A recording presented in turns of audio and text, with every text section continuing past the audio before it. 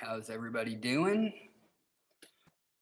Thank you for coming to our Ask an Angler White Bass Fishing Tips. What a day to be fishing today, March 11th, and snowstorm through half of the state. So, weather next week looks great, though. We're getting right on them. So, let's go ahead and kick this thing off. Appreciate everybody being here. Like all of our Asking Anglers, these are meant to be conversational. So I kind of have a rough script that I'm going to go through of things to talk about. But if at any point you've got a question about a specific body of water, the lure I'm talking about, technique, what have you, go ahead and put it in the chat bar and we'll answer questions as we go along. That way it's conversational and it's topic related as opposed to going through everything and wait until the end and then trying to ask questions. So if you get a question at any point during, just put it in the chat bar and we'll address it as we go along. So with that, I'm going to go ahead and get started. We're going to go through to start. We're just going to go through all the lures. So we're going to go through kind of the different types of lures, what situations you may find yourself in where that lure might be more productive than another lure. But when we're fishing for white bass, the biggest thing is they eat shad. So it makes it kind of easy to figure out lures because really what you're looking for is the size of your bait, not so much what your bait actually is. So if it mimics a shad, you're in a good starting spot. So your whites, any type of white mixture, white silver, white gold, white chartreuse, and then obviously you get into some more stained water. You're looking at starting with a chartreuse base or maybe even a red base to start. But white bass lures in general and bait, it's pretty straightforward. So odds are you got something already in your tackle box, or you can swing by Walmart and get something that's going to work just like that when the getting's good.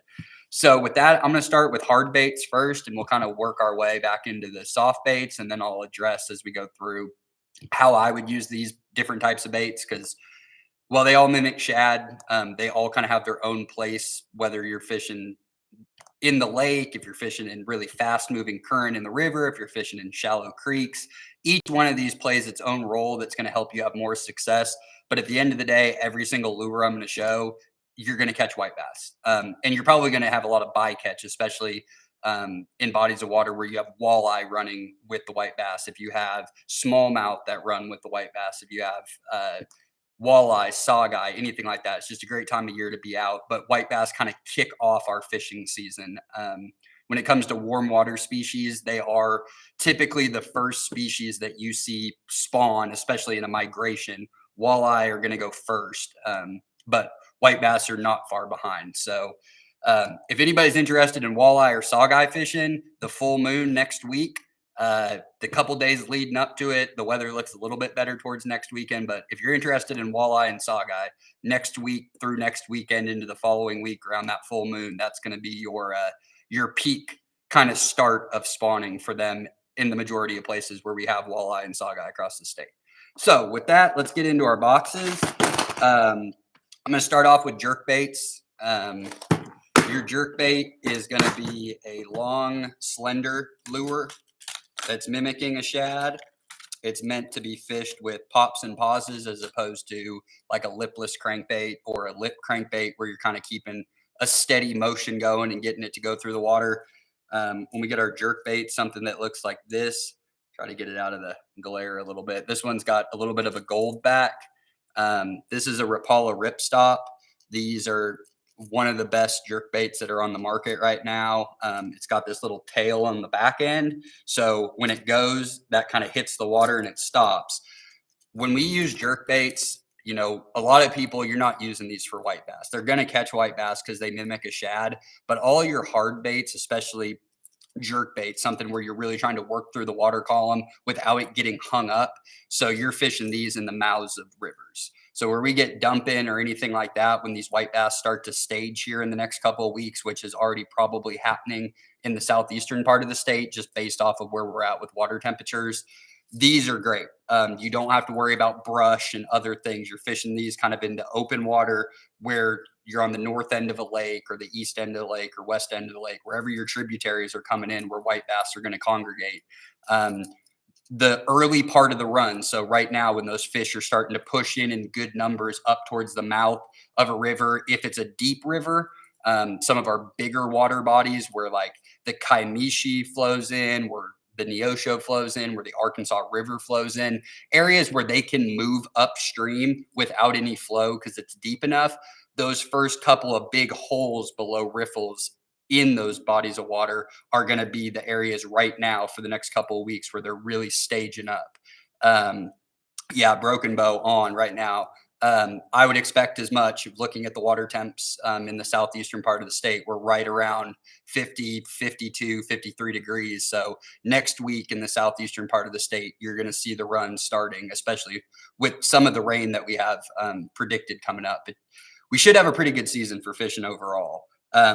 But baits like these, you can throw them on a spinning reel. Ideally, you would be throwing jerk baits with a bait caster. You're working your rod tip and you're picking up line each time, it hits the water, give it a few cranks to get it going. So this is going to float. So it hits the water, it's floating on the top. You give it a couple of hard cranks to get it to dive under the water, and then it's going to suspend. So once it's underwater, it's going to slowly rise every time you're not doing anything, and it's not going to rise that fast. It'll pause and it'll be just like this. So once you get it 4, 5, 6 feet underneath the water, it's going to hold there all the way to your retrieval back to the bank or back to the boat. But with these, you're taking just one pop either direction, either straight down if you're on a boat or if you're on the bank and you can't whip the rod tip straight down, kind of angled down to the side, either direction. And every time you do that, you're picking up the slack and then doing it again and picking up the slack. Now, you can just really slow retrieve a jerk bait, and all it does is it's just kind of going to do this through the water. For white bass, that's typically enough. So you don't have to get super fancy with jerk baits, but it is an option. Your color patterns for anything, really white as your base or a chartreuse. Let's see another one in here that, here's another one. This is in the Rapala. So you see, we don't have the back tail, but a little chartreuse back, silver body, maybe some red or some orange underneath. Here's another one. Here's another ripstop that got a little red head, green color. This is a really good white bass one. This kind of hits all of the colors that they're looking for. Let's see.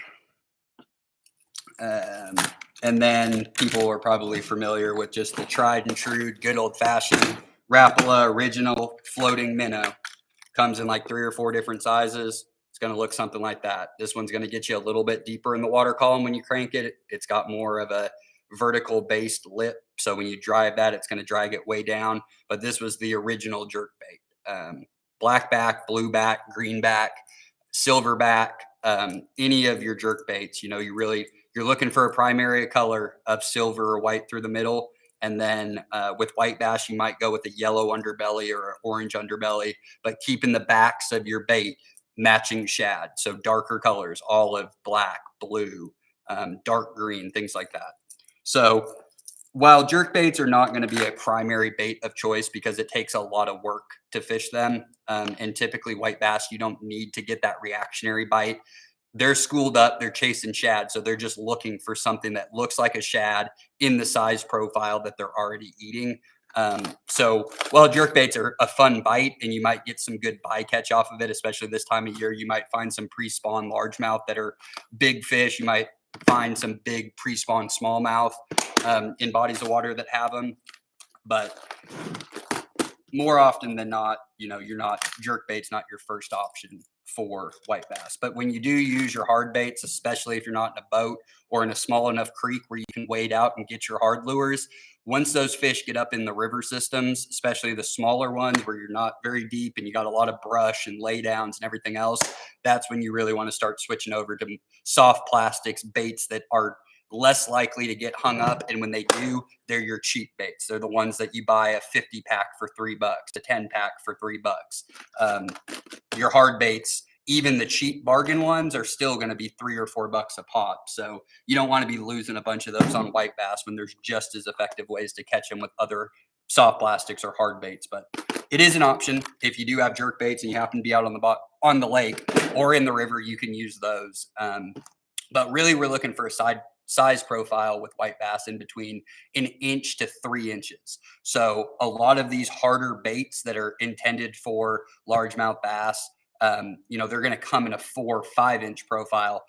Now, the hard baits that have treble hooks on them, you're going to get hookup success because those white bass will take a swing at them. And a lot of times they'll just take it right in the face plate. So you'll get the treble hook will hit them on the side of the face and maybe one hook's in the mouth.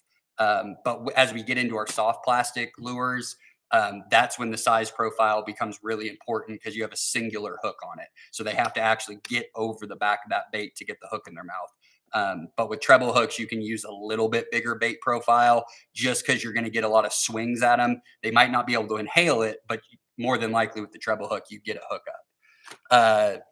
Steve O'Donnell, no, he recently retired, but you can call the Fish Lab, and I'm sure they can hook you up with this personal info. But he just retired here in the last year or so. See if there's anything else that's kind of, you can get into some smaller crankbaits or very small jerk bait. So this is more the size profile we're looking for white bass. Here's my index finger, and it's not bigger than my index finger. So this is really the size profile we're looking at, but these are pretty difficult to fish. You need to be using 2 or 4 pound test for something that's this small. And again, it's just not necessary. But if you have things like this in your tackle box, small little like spinning versions of floating minnows, something like this, they're all going to be effective. But again, we don't want people losing your $7 baits if you don't have to. So if you are going to use some hard baits and use them a lot, then we want to start looking at our diving crankbaits and our lipless crankbaits that you're able to work through the water column. You're not relying on touch and feel of jerk, and then you found the backside of a tree. With these baits, you can kind of feel out in front of them, and typically you're in a better position to get your bait back. Now, if you are fishing from the bank, I would stay away from diving crankbaits because when you're fishing back towards the bank, you're essentially fishing uphill. The water column's going this way, you're casting that way, and your bait's diving back down at you. So as you're reeling it in, it's good for those first 20 feet, but then it starts to meet up with the bank coming back towards you, and that's where you start finding the backsides of rocks, logs, trees, moss, whatever you can get hung up on a treble hook. So if you're fishing from the bank and you want to choose a hard lure that best suits for white bass, you're going to want to stick with your lipless crankbaits because these you can control depth by how fast you're retrieving it. And typically you get one, or if you're throwing this on heavier line, maybe you have braided line on attached to a leader, or you're using heavier monofilament, you can hit this into something and you can typically get it back. And then to slow down or speed up your retrieve a little bit.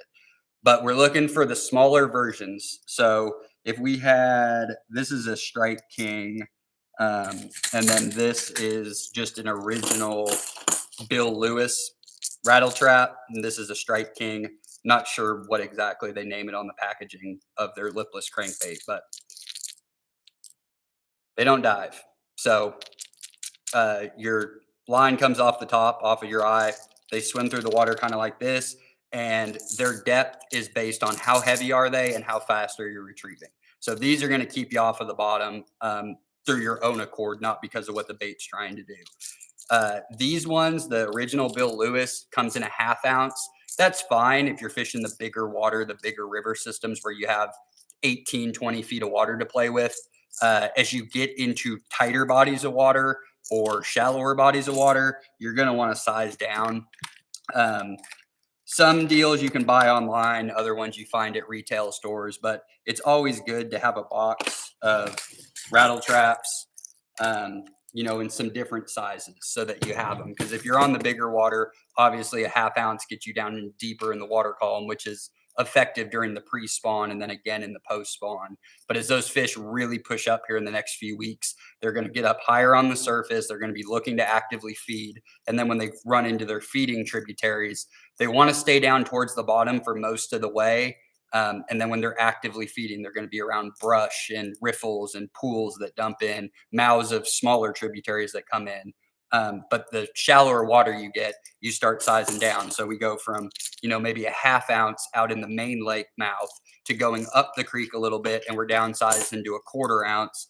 or to an 1/8 ounce. And then as we get really far up into some shallow water, we might be all the way down to an 1/8 to a 16th ounce.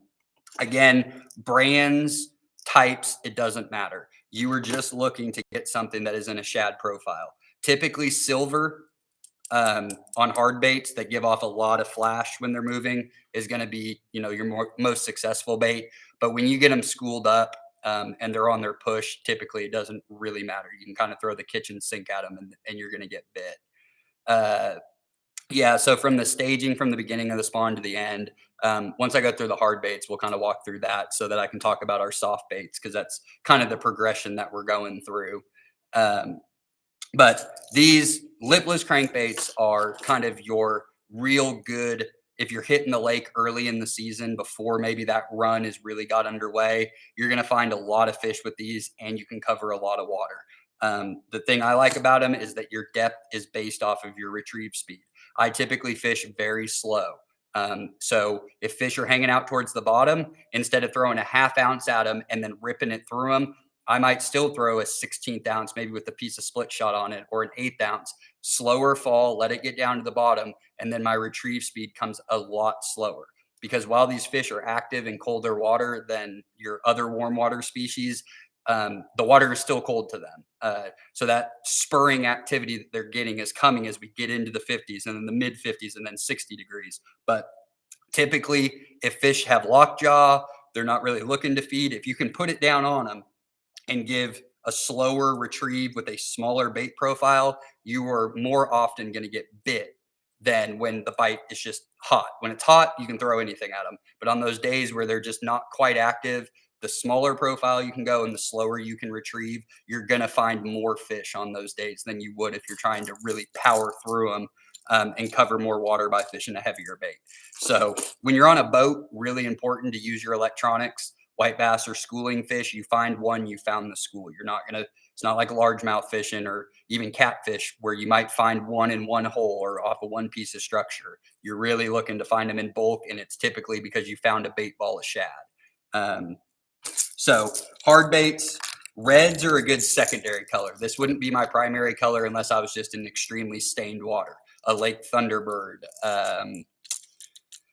the Thunderbird is the one that comes to mind. Arcadia on the south end of Lake Arcadia. Some of our western lakes, Foss, lakes that can get pretty stirred up pretty quickly because of silty bottoms. Red might be a primary color that you go with, but typically you want to stick with your chartreuses, golds, blues, silvers. So we have a few different options here. Here's kind of a gold one with silver flash on it. Here's kind of a red back, but we got that chartreuse down on the bottom. We showed this one that's more of a ghost type, but it's got that neon stripe through it. This would look a lot like a threadfin shad in dirty water that's lost a lot of its color, but it still kind of has that neon stripe that goes down the lateral line of shad. Something like this, where we kind of get all the colors in it. We get some of that blue and green on the back, neon through the middle, and then we're white, silver on the underbelly. And then just straight up silver. I mean, gizzard shad mimickers, black back, all silver. So that's what you're looking for with rattle traps. Rattle traps are great right now. When we're looking to peruse the mouths of rivers, rattle trap can really put you on a lot of fish, just because you can fish it so many different ways with different speeds. You can cover the entire water column with the same bait, and you can't say that for very many. So lipless crankbaits are always a great tried and true white bass catcher, especially early on in the season. Like I said, the farther they go up into those creeks, you got to be just kind of do your own homework on, do I really want to throw a rattle trap into that hang up and potentially have to go work my boat over there to go get it out? Because again, even the cheap hard baits are still $3-4, and it's not fun losing those. When you do get up into the really small water, I guess before we get to the really small water, again, if you're out in the mouths, just show this, just your very average medium divers.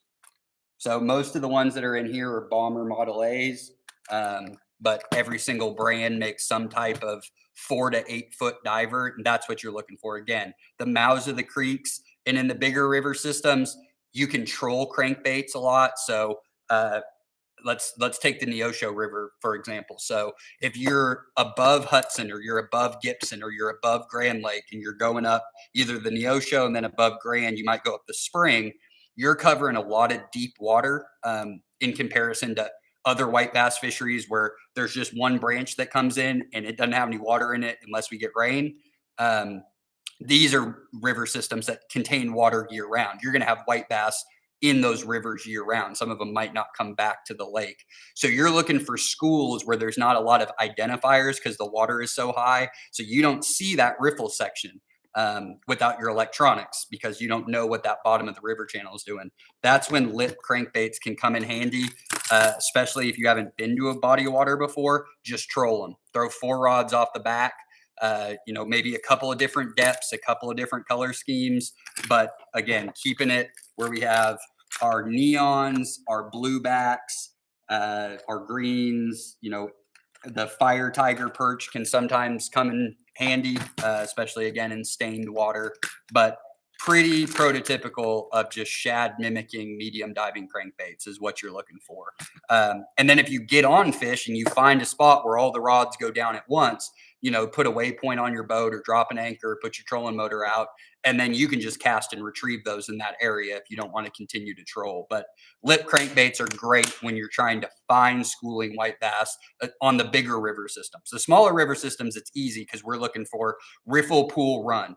Other than that, we're looking for physical identifiers. But on some of those bigger bodies of water, you don't have that luxury from your site. You have to use your electronics or know the river course. So if you get up into the really small tributaries that bounce off, we get into like our crappie and panfish size crankbaits, kind of all the same color schemes, but these ones are only going to dive 1 to 3 feet, a little bit smaller profile. You're going to have an easy time hooking up with those. But typically, once we start getting up in the really small creeks and rivers where you can cast from bank to bank and water's less than 8 total feet, that's when we really switch over to jig heads with soft plastics or pre-molded soft plastics, or maybe our rooster tails, our super dupers, things that we want to keep a small bait profile, but we also want to get farther down in the water column. So that kind of covers all of our like actual cranking hard baits that you might look to use. Again, biggest thing, size profile. The ones that I showed for like our diving crankbaits, all of these are bombers. They're the Model A's. So they're all going to be the same body size. But again, we look at my index finger, we're still, we're only up to the knuckle. So we're only looking at a 2-3 inch bait profile with all of our lures. You start getting bigger than that. If you're fishing somewhere where you like the Arkansas below Keystone or Caw, where you have hybrids and striped bass mixed in, you might go for a little bit bigger because again, like I said, if you get dinged on one of those at a bigger profile, the treble hook more than likely is going to catch the fish, even though they didn't inhale it. So with that, I'm going to go ahead and start looking through some of the questions, see if we can knock out some of these. So let's see. Going through the basic staging from beginning of the spawn to the end, and our smaller males first and the females come last. Yeah. So in any spawning, the males are going first. So white bass do not form mating pairs like crappie and sunfish and bass, black bass. Temperate species, males go first. They're looking to find staging areas. They're looking to feed, but they're more like salmon in the way that they spawn, where you're going to have a female who's going to go up, and when she's getting ready to drop her eggs, she's going to be followed by several males. And the second she drops her eggs, all of those males are going to extrude their milk, and they're going to try to fertilize those eggs. So spawning is at random. You don't have nice identifiers of big bedding areas or known areas. Typically, they like to spawn over riffle sections because there's some current that comes through. They need to keep their eggs buoyant and oxygenated, and they're going to hatch in about 2 days. So, but they need it like stripers. They want those eggs floating kind of down the river, keeping aerated as they go. So you can't, it's hard to determine exactly where a white bass is going to spawn. It's not like looking for bedding areas. So from the staging perspective, if we're talking about a true north to south river system where your main tributary is off the north end of the lake, we're looking for southerly winds. We want to warm that temperature up to about 50 degrees. Once we hit 50 degrees, the mouth of an inflowing tributary, some lakes, it's very well defined, like a Canton where the North Canadian dumps in. That's the only inflow. So we know exactly where it is. It's kind of a, uh, you know, silted out area with one main river channel. So what you're looking for, like right now on Canton or any body of water where the fish haven't begun to stage into the mouth and then maybe even upriver a little bit, you're looking. You can just Google Map or get a depth line map and look where your dump out's at. And that entire circle that you can draw around the mouth, that's where you want to start looking for those fish.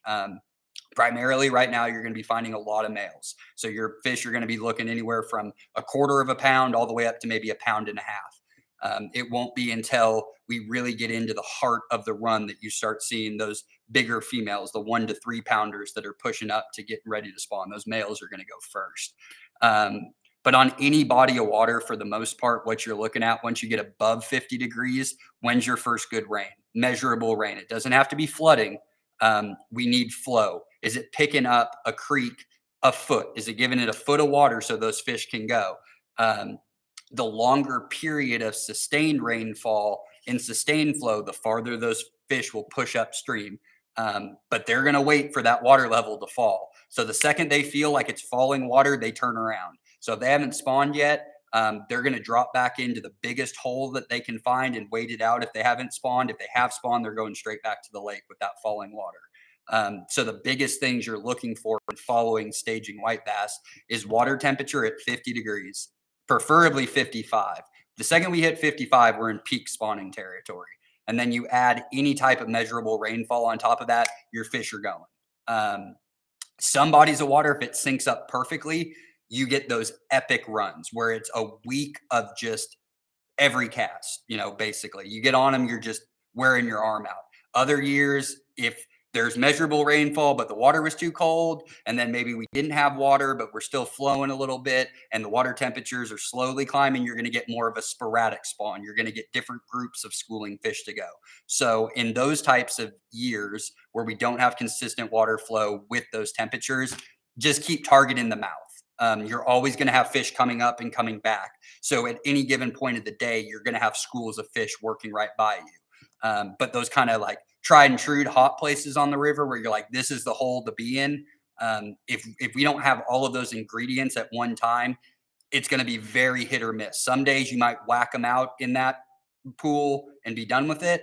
And then other times it's like it's day after day after day. But if you don't have the ingredients of 55 to 60 degree water temps with measurable rainfall where it's just a constant, if not rising current that's coming down the tributary they're looking to spawn, you're not going to get them all going at once. But typically, most places of the state, there's plenty of them where that does happen on an annual basis. It's our water bodies that are out west and up north that get more affected by once we hit that 55 degree mark, have we still not got rain?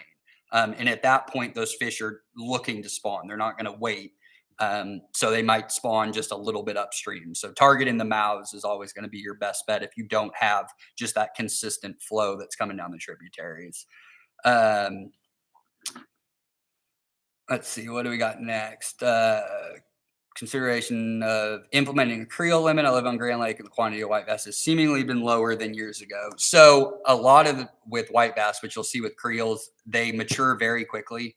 They don't have a long lifespan and they're prolific reproducers. So what you see with white bass on any given body of water, if you don't have all the ingredients that were just described to have your prolific spawning run, you're going to see year classes go up and down of the fish that are being kept or caught just based on what their ability to spawn the year before, because white bass can grow into adulthood within 2 years. So we're talking about these fish are born, they eat, they go back up, they're spawning annually, they're not living a long time. And then especially with angler catch, most of them are getting ripped out of the water. So we end up harvesting somewhere between 1 million and 2 million pounds of white bass every year. But we don't need creels on them. We don't need to protect them. white bass historically were native to Oklahoma, but it wasn't until we built reservoirs that they've taken off into the numbers that we have today. So we have creels on them in some places, but that's usually a byproduct of there's hybrids and stripers, and we don't want to go through you have to be able to identify the fish.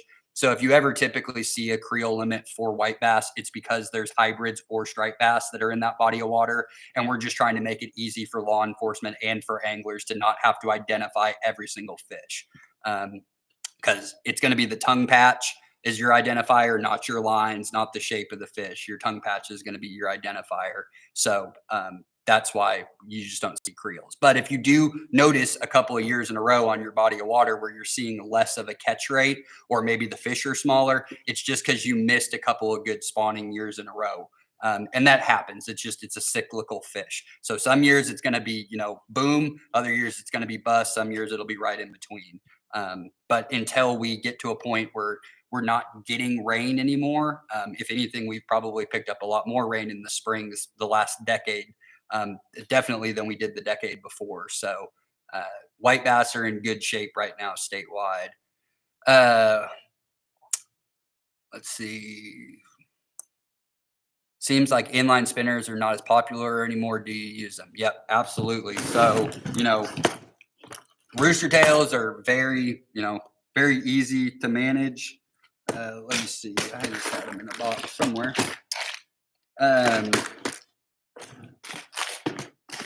Typically, you're going to go with white with a gold flasher, silver with a white with the silver flasher, silver with the silver flasher. But it's not used as much because as baits change, technology changes, everybody's looking to do the next best thing. And lately that has been swim baits. So whether they're pre-molded swim baits or soft plastics that you're putting on a jig head, that's kind of been the rage for all types of fishing with shad-like lures, is using a soft plastic like that. Before that, it was the curly tail grub. Then it moved to the swim bait. But hard baits like an inline spinner, your whites, chartreuses, something that's got a little silver and chartreuse and a flash. Again, these are great in creeks for sure. When you can get fish real concentrated, or let's say you're fishing in a lake that might not have inflow, so you're targeting them in sandy shoals where your water's under 4 feet, that's when rooster tails come in really handy because they sit higher up in the water column for the most part if you're using a 16th ounce as opposed to an 1/8 ounce or a 1/4 ounce bait. But they do a great job of mimicking shad. I throw a rooster tail occasionally when I'm out at Lake Arcadia. When the fish push up, especially in the summer and the fall, when they get back in coves and they're in water this deep, it's easy to rip an inline spinner through that than it is to get hung up on the rocks. But it is a productive bait for sure. The reason why people don't use them is more than likely more anglers than not go with what the common trends are. And today, the common trend is a swim bait. You find that a couple of days of warm, sunny days with south or southwest winds, they hit better, then get lockjaw when a cold front comes through with winds out of the north. Again, we're just looking for really two factors when it comes to a white bass run, and that's going to be the water temperature, the way that it is, and incoming water. So if you get a 35-degree day for 4 straight days and it's pouring down rain and the water that's coming down the tributary is lowering the water temperature, they're not going with that flow. But typically we're getting to that stage now that hopefully after today, this is our last real bout of winter weather or cold rain. As we move into that, a 45-degree rain coming into dirty water, getting sunlight is still warming up. So white bass are not going to be as affected during their run as like a largemouth bass is. If you're going out for a couple of days, hitting the lake, fishing's great, cold front comes through, shuts it down for a couple of days. All fish are affected by pressure changes that come with southwest winds, come with north winds. What's our pressure rising and falling? But it's a big window, and different fish are different from their tolerance. Typically, it's like 25.6 all the way up to 30.4 is kind of that medium pressure where fishing is typically pretty good. If you couple that with a cloudy day and south winds and warm weather, fishing is going to be even better. But the wind direction itself isn't overly important unless with it is coming a huge falling of your pressure. Because once you get into that really low pressure that's associated with storm systems, typically, uh, what it does is the fish are feeling less pressure on their body. And so what it does is it allows their swim bladders to expand and it makes them really uncomfortable. So they get, what we call lockjaw. They don't want to bite. The same thing can happen in extremely high pressure conditions. We start getting way up there, then they're feeling a lot of pressure on their bodies, also makes them uncomfortable. Um, but fish in moving water, once they get up into the river systems, they're going to be less affected by those weather changes because they have moving current. The oxygen, all of that is going to offset a lot of the pressure that you're dealing with the flowing water. So with white bass, really the two things you're looking for is water temp and rain. Other factors are going to be more micro and affecting the fishing than they are if you're just fishing in still water in the typical habitat. So I wouldn't focus too much on that. Once your water temps hit 50 degrees and you get rain, that's the time to be on your bodies of water and creeks when the fish are going. Um, let's see, what are some good lakes in Northeast Oklahoma for white bass? Uh, the Northeast has some really good white bass fishing, both off of the Arkansas, Neosho, and Verdigris branches. So you're going to find them in just about every lake up there. You have really, really good runs below.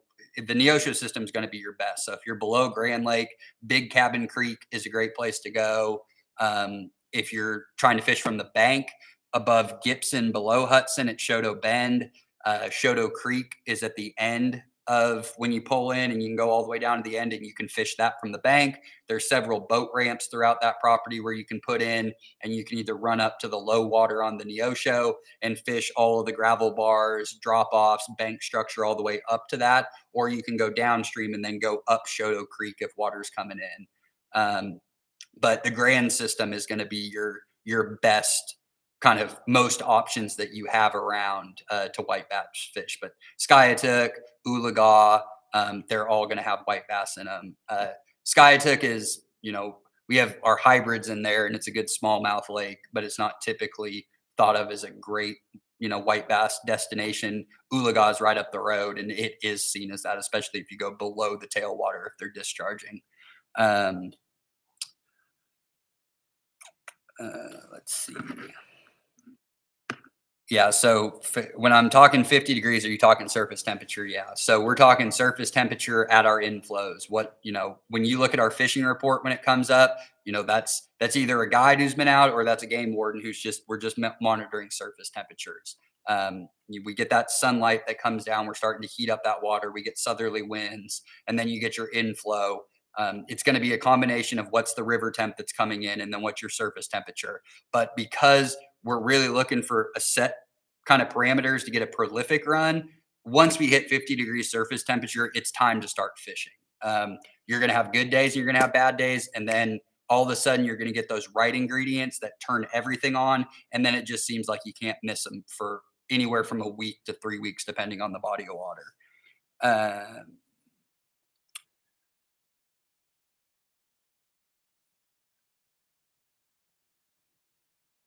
So is there a limit at Canton? I don't have the regs in front of me. You check out our regulations, go to the specific bodies of water. They're going to tell you immediately. But the only ones that I can really think of that have white bass limits that come off the top of my head are Texoma. But again, that's to protect stripers.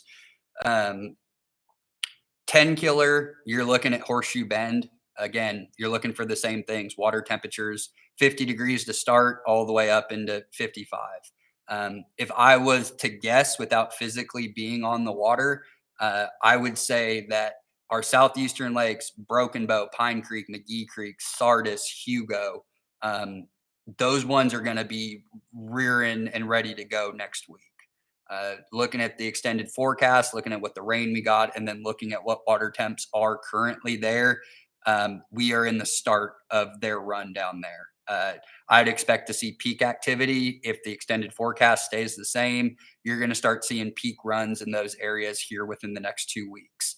As the weather starts to push up into central and northeastern Oklahoma, you're going to see our white bass start really kicking off in good numbers here, probably starting in about a week and a half. Maybe you might even see it towards the end of next week. But again, it's going to be more than likely in the mouths of those river systems. Whereas the southeast, those fish, if they have any rainfall, they're going to start pushing up into the creeks any day. Take this aside, the southeast didn't get hit quite as hard as we got hit. They didn't keep the cold weather that we had in central and northern Oklahoma for a week. They really only got it the last 24 hours. So those water temperatures are up and ready to go. Yeah, Wister. So below the dam at Wister, or going up to the mouths of the inflows, it's all going to be the same thing. The great thing about white bass fishing is that it really doesn't change lake to lake. The only thing that changes is when are those fish going and in what number.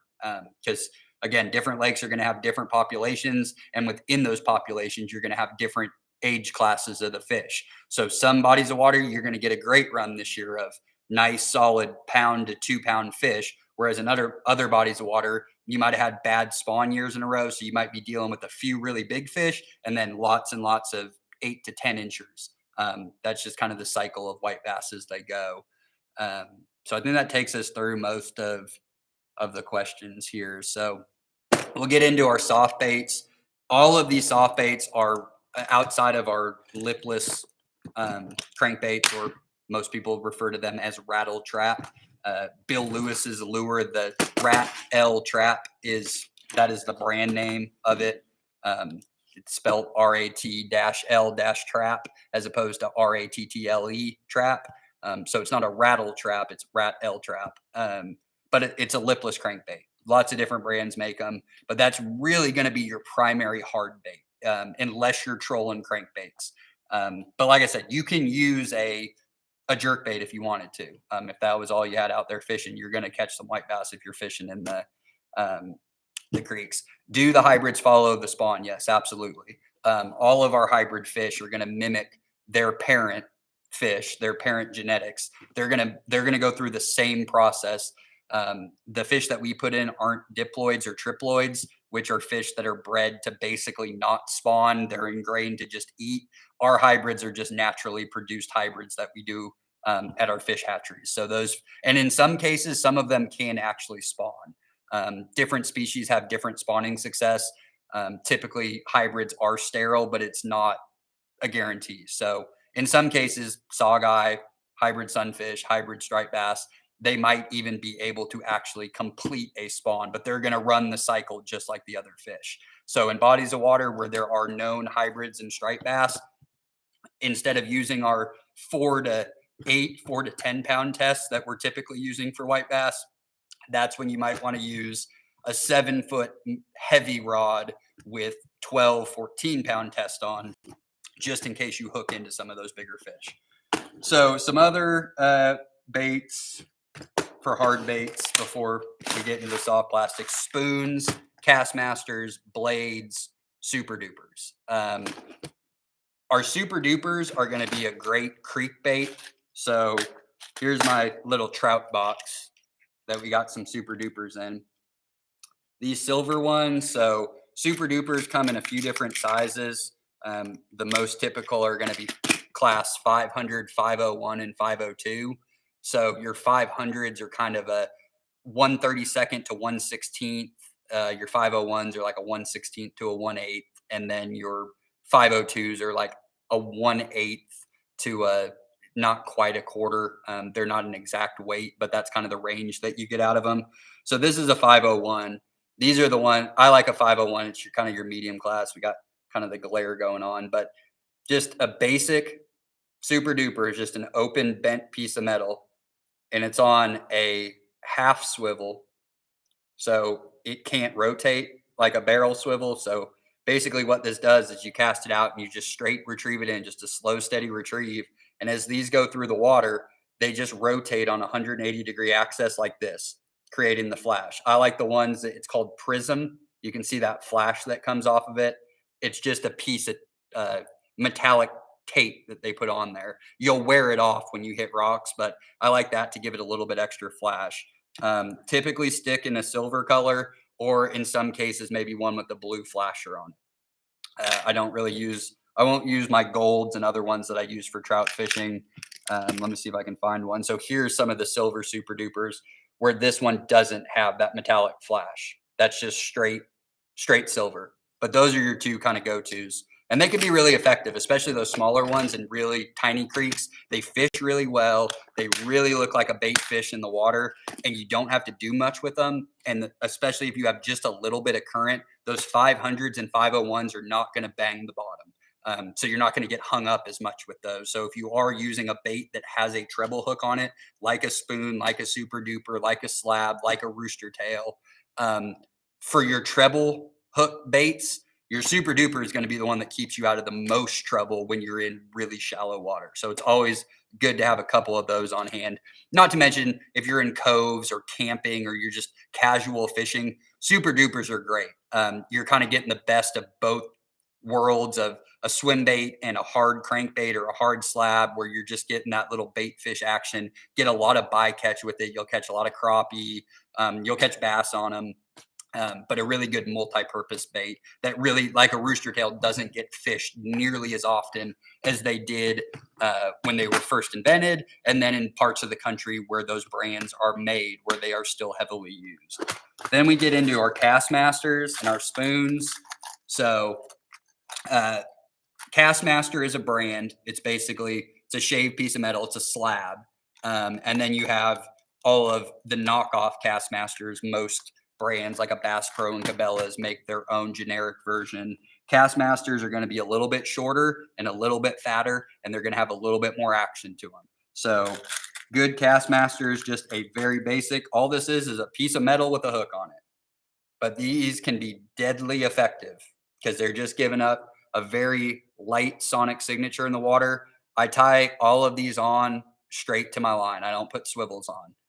You can, I don't. I like to have contact with the bait. This will slide up and down a snap swivel. A lot of times white bass like to hit it when it pauses or it's fluttering, as opposed to just kind of a constant where they hit the back of it. So the less where I'm swinging on a swivel, the better for me. But you can fish these with a swivel and then put your eye onto the swivel, but I tie directly onto that guide. So that's all you need is something like that, or maybe one that's got a tail on it. So here's the same exact bait, just with the tail. But these are both Castmaster brand. So those are good ones to have, but you can switch it up. And, these are Bass Pro brand style. These ones have a little bit of chartreuse with them and a chartreuse tail.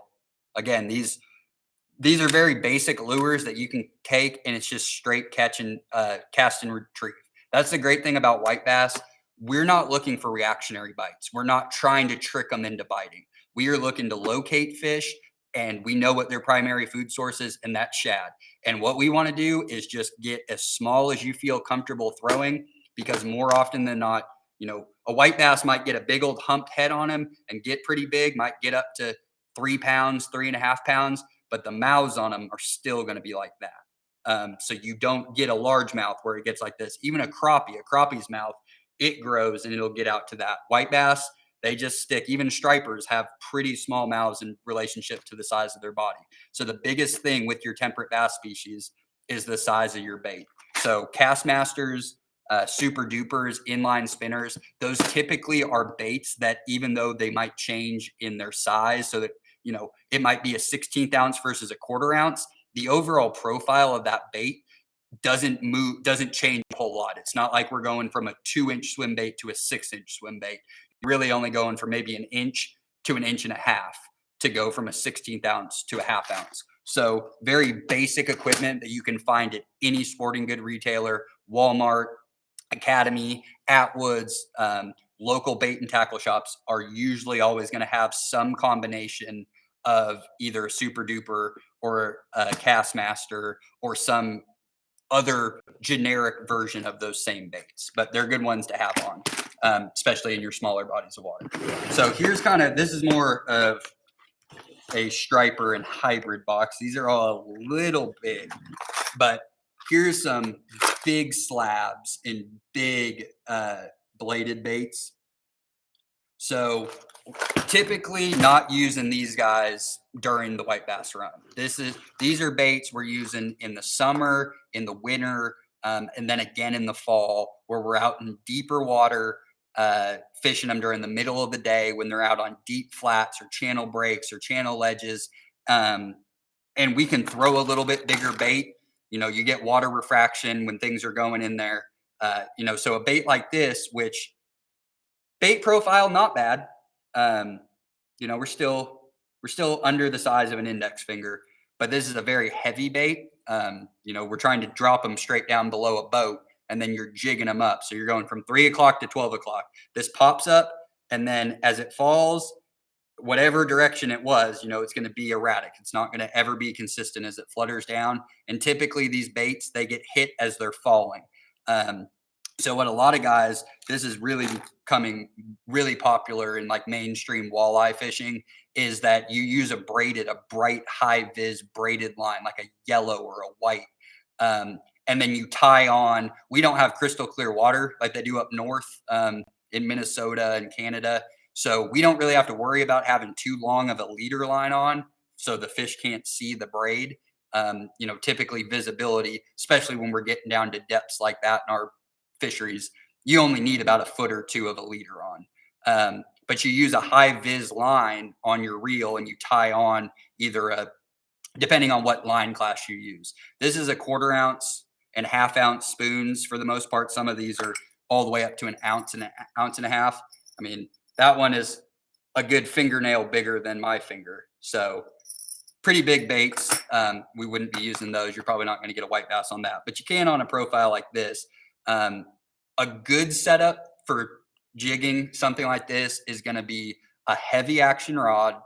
And then you're probably going to want to elect for at least 10-pound braid, if not a little bit heavier, with at least a 10 to 14-pound leader that goes off of it. And that isn't for the fish. That's just because these are so heavy. You're going to get wear and tear if you're using 10-pound test or lighter. You're going to get frays in your line. And this is just so heavy that you're eventually going to either pop your knot or pop your leader. So using a little bit heavier leader than you would, because you're fishing in deeper water, visibility isn't an issue if you're going to fish these. But let them fall straight down to the bottom, or cast them out a little bit and let them fall down to the bottom. And once they've hit the bottom, engage your reel, and it's just 3 o'clock to 12 o'clock.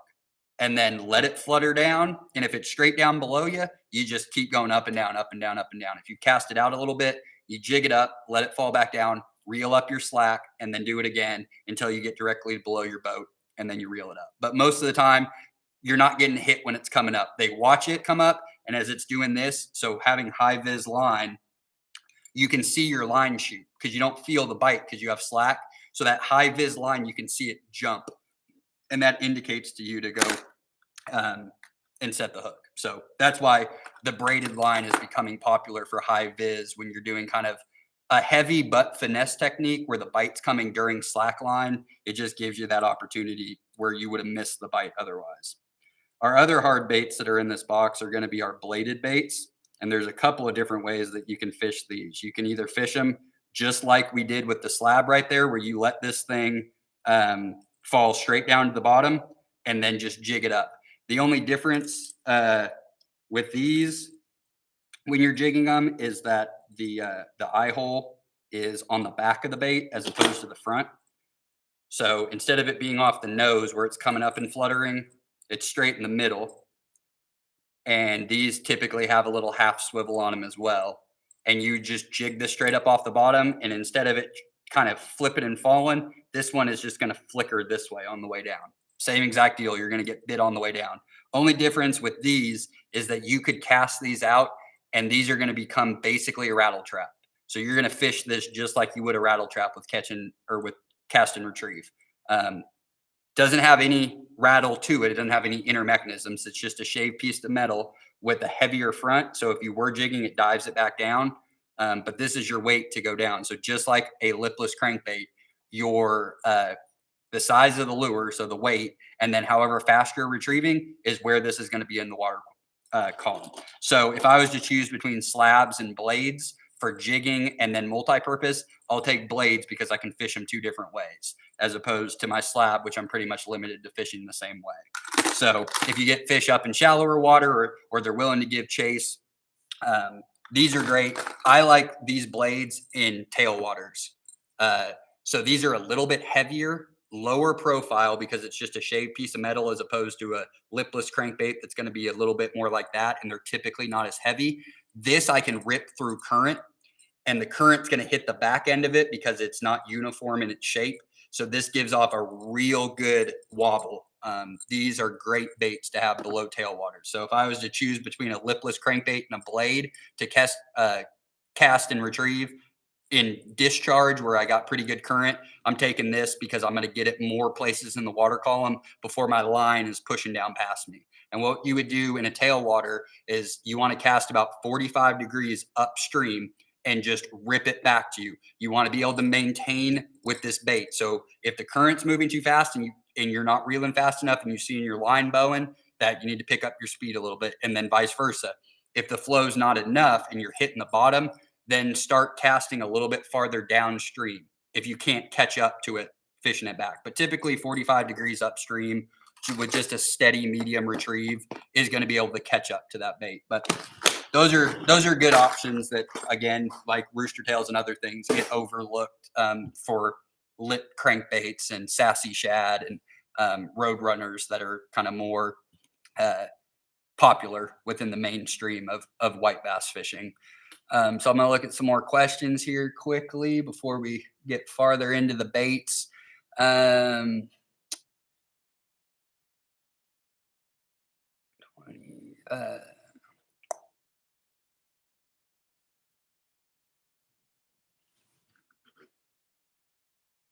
Okay, so I'm down to, do we use topwater? Perfect question, because that was the next bait that we were moving into.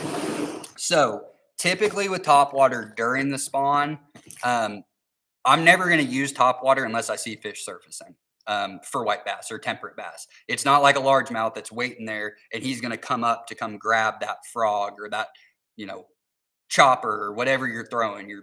He's waiting in ambush and he's willing to come up to take a bite. Whereas white bass, when they're surface feeding, it's because they have pushed those shad up to the top and they have them corralled and they're just taking turns dipping through them.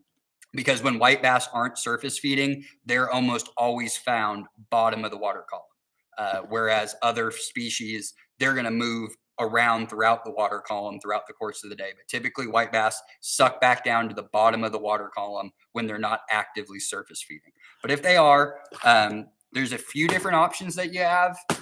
It's kind of, topwater is really kind of a preference. Like, what do you feel comfortable throwing? What are you most confident in? Because all of those baits are going to work. So whether or not you're using like a Berkeley Chopo or a Whopper Plopper, something that's got a spinning blade on the back, those are kind of the rage right now for topwater. If you're going with just a classic walking dog, something like this, where we're just working it across the top of the water, chugging plugs, poppers, little pencil poppers, things like this. All of them are going to be effective when white bass are coming up to the top. Again, more than likely, the smaller the bait profile, the better. So the Zara Spook Juniors, the puppies, that's what these are. They come in this size. Again, not quite to the top of my finger. So again, we're keeping below our index finger for baits. These propellers, so Eden propellers, Eden topwater walking dogs, these are great baits. Tried and true, basic colors, black back, silver, what mimics a shad. Then our other, kind of poppers, again, lots of shad colors in here. Blues, olives, chartreuses, black backs, different kind of body sizes. Some of them are our slender pencil poppers. Others are just more, typical cone shaped poppers, but they're all effective. But again, you don't want to be looking to throw topwater unless you are seeing fish surfacing, because they are a schooling fish. You're not going to get a random white bass to come up out of 20 feet of water to come hit something up on the top. You're more likely to hit, a non-target white bass. A largemouth, a smallmouth might come up to come get it. So you're really only focusing on throwing topwater when you see them surfacing. Another thing that you can do with topwater to add an extra bite on, especially in tailwaters where fish might be higher up on the water surface. They're not always busting, but you see occasional rises. This is going to happen in the mornings and the evenings, unless there's a really good topwater bite where they're pushing fish up in the middle of the day. But you're going to have fish in discharges. Typically in the dawn and dusk hours, you're going to see a lot of surfacing. So in those cases where it's not concentrated, but fish are up in the water column, you can take your top water, preferably a walking dog, because you want to keep it moving, and you tie off of your rear treble, and you can throw on like a 1/32 ounce. Either this is just a little baby shad, or you could throw on a marabou, some type of hair jig, but you want to keep it real small. 32nd ounce, maybe a 16th ounce, but you don't want to throw an 8th ounce on. This is only going a foot below, and the whole purpose of it is to be your finesse bait. So while this one is drawing attention on the surface, here's your little shad that's swimming underneath it, getting the attention. Sometimes you can triple up fish, sometimes you double them up, other times they come straight for this one, and this is your bobber then. So you're watching this, it's walking across the water, and you fish these a lot like you fish jerk baits. Your pickup speed is quicker. So again, it's easier to fish them with a bait caster. You fish them with spinning reels, and you don't have the confidence in it yet of picking up the line at the right time. What will happen on a spinning reel where it's open faced is every time you do a jerking motion of the rod and it creates that slack, there's no longer tension in your reel. So when you go to reel, you get those dreaded twists all in your line. That's going to happen if you're working a jerk bait or a topwater bait if you're using a spinning reel. So typically you want to be using a spin caster or a bait caster to throw baits like this, where you're constantly working the rod tip left or right, however, whatever hand you are, just because you're picking up that slack line on a bait caster without it twisting and rolling. And that's what it's going to do on a spinning reel. But with these, however you can tie off of the back treble, I tie a loop knot and then I just slide it around. So we can walk through. This is a pretty classic kind of Oklahoma combo for white bass, is this top water mixed with a dropper bait. So what I did was I took just, you can cut line. Usually you're just cutting it right off of your main line. So just cut yourself off a 12 to 16 inch piece of line.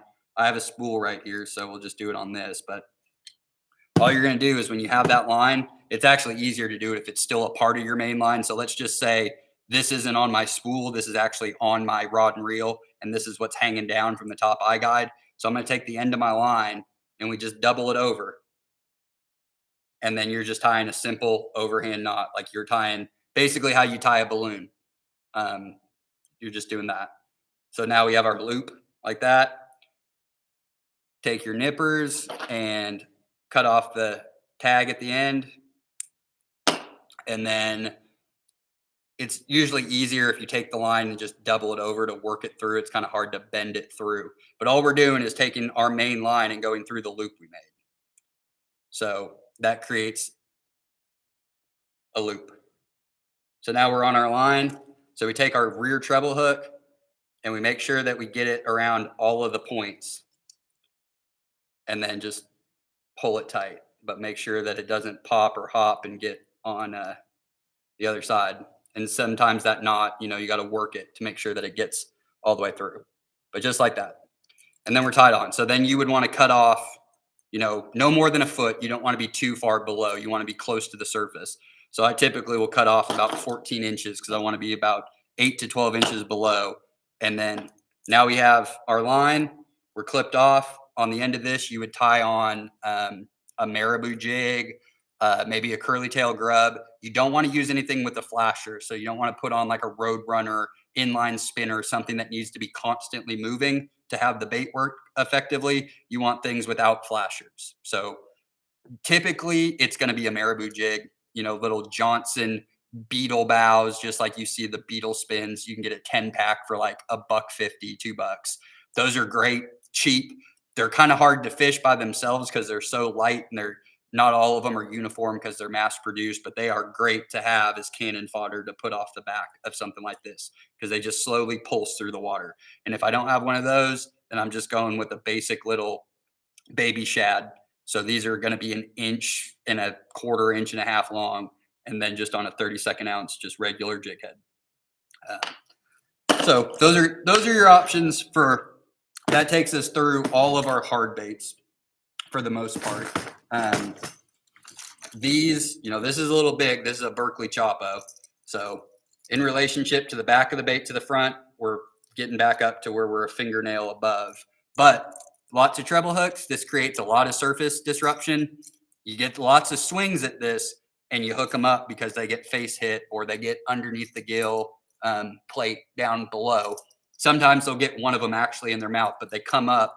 You got all those treble hooks. So these ones can be fun, especially in areas where you have big hybrids, big stripers that really want to come up for something like this. Or if you're fishing kind of a less pressured impoundment where you might have some big black bass that have pushed up in, bycatch is always great. That's the thing about white bass fishing is if we're going out to just target white bass, great. If we hit, 50, 60, 100 fish in a day, great run. And we've been out there, fish are in there.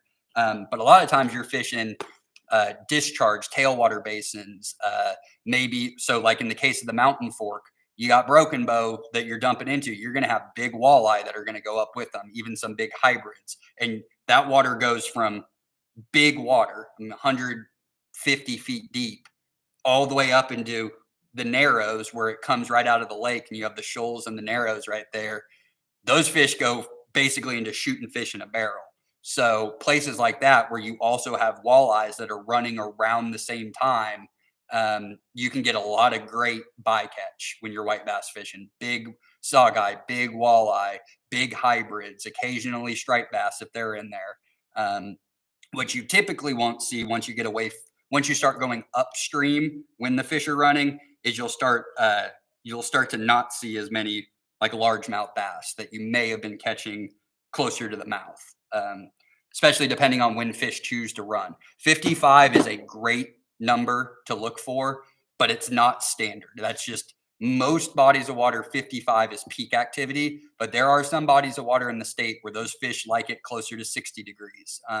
So it's just kind of hit or miss. And on those bodies of water, we're hitting 60 degrees. Your black bass are very active in the high 50s. So you start to get a lot of good bycatch. But those are pretty much our hard baits outside of our one last deal that is technically a hard bait, but it can be fished with soft baits. And that's going to be our umbrella rigs, commonly known as Alabama rigs. These are fun. You can hook up lots of fish at once. So with these umbrella rigs, you really don't want to run too heavy of a jig head on it. So whether you're fishing pre-molded swim baits that are coming straight out of the package, or you're putting your soft plastic, you can run curly tail grubs, paddle tail swim baits. You can run marabou jigs. These are very versatile if you want to troll or cast into big schools. These are great in the mouths. Again, once you get into the rivers and creeks, I don't recommend losing $14 a cast. So these can be effective in bigger open water near the mouths. You can troll them or you can cast and retrieve them. So this one, the Umbrella Junior, it's going to be on about a 16th ounce head. 8th ounce head feels like a 16th total. So every bait we put on here is going to add weight to it, which is going to affect your depth, which is going to affect your trolling speed or your retrieve speed. So with these, you can get some that, where am I? Solid. Try to get some paddle tails that are pre-molded. So here's one of our A rigs that's already rigged up. So this one has all of our pre-molded swim baits. These are Storm, Eye. Again, you'll find generic brands. Bass Pro pretty much makes a generic brand of every lure ever made. So, but these ones are Storm Eye shad. These ones are going to run. These are 16th ounce. So this whole thing together is going to weigh about an ounce. But if you're going to put a jig head on there. So if we wanted to get all of our jig heads and put soft plastics on it, whether it be little sassy shad, little paddle tail swim baits, little curly tail grubs, you know, I'm going to elect to put no more than a 16th ounce on every side, as opposed to an 1/8 ounce or a 1/4 ounce. Because if I'm fishing the mouth, you know, this is in itself a school of shad. So if you get this anywhere near white bass, you're going to get them to come after you. So dragging these down towards the bottom, again, it gets risky. If you find that one lay down that you might not have seen on your electronics on the first pass, $14 is hooked up at the bottom of the lake. So these are good in the mouths or for open water trolling where there's little risk. Or you're fishing a body of water, maybe like Altus Luger, that doesn't have a lot of bottom structure. It's just kind of sandy flats. That's a good place to run hard baits in shallower water because you don't have the fear of hitting laydowns. But that takes us through our hard baits. I mean, you could use a bladed jig like a chatterbait with a, you know, one of the smaller ones, one of the like the chatterbait junior ones, whatever a 16th ounce one might be, where it's going to be more like this as opposed to, or you might get a bladed jig head that doesn't have the skirt with it, and just put on 2-inch, 2.5-inch, 3-inch paddle tail swim bait, or a curly tail grub with like a white skirt. I don't know if I have a chatterbait in this box. No. So, but something like that. But you might use, again, not common, but if you're looking, you show up to the lake, I want to catch white bass. I know where they're at. I need a bait, 2 to 3 inch bait that looks white, or chartreuse that looks like a shad. It's really what we're looking for. So look at some more questions here before we get into our soft baits.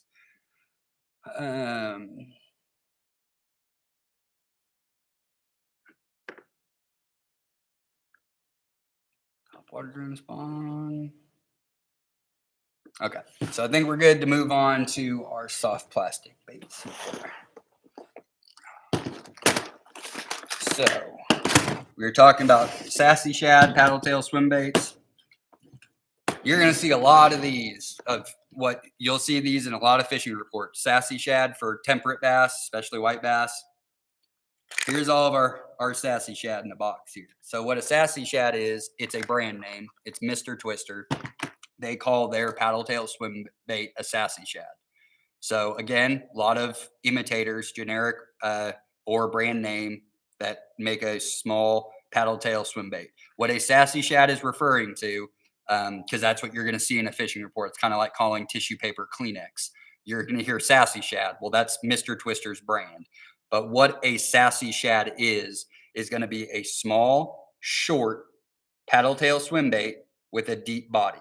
So in relationship to its size length, we can see that the belly got a pretty good drop down.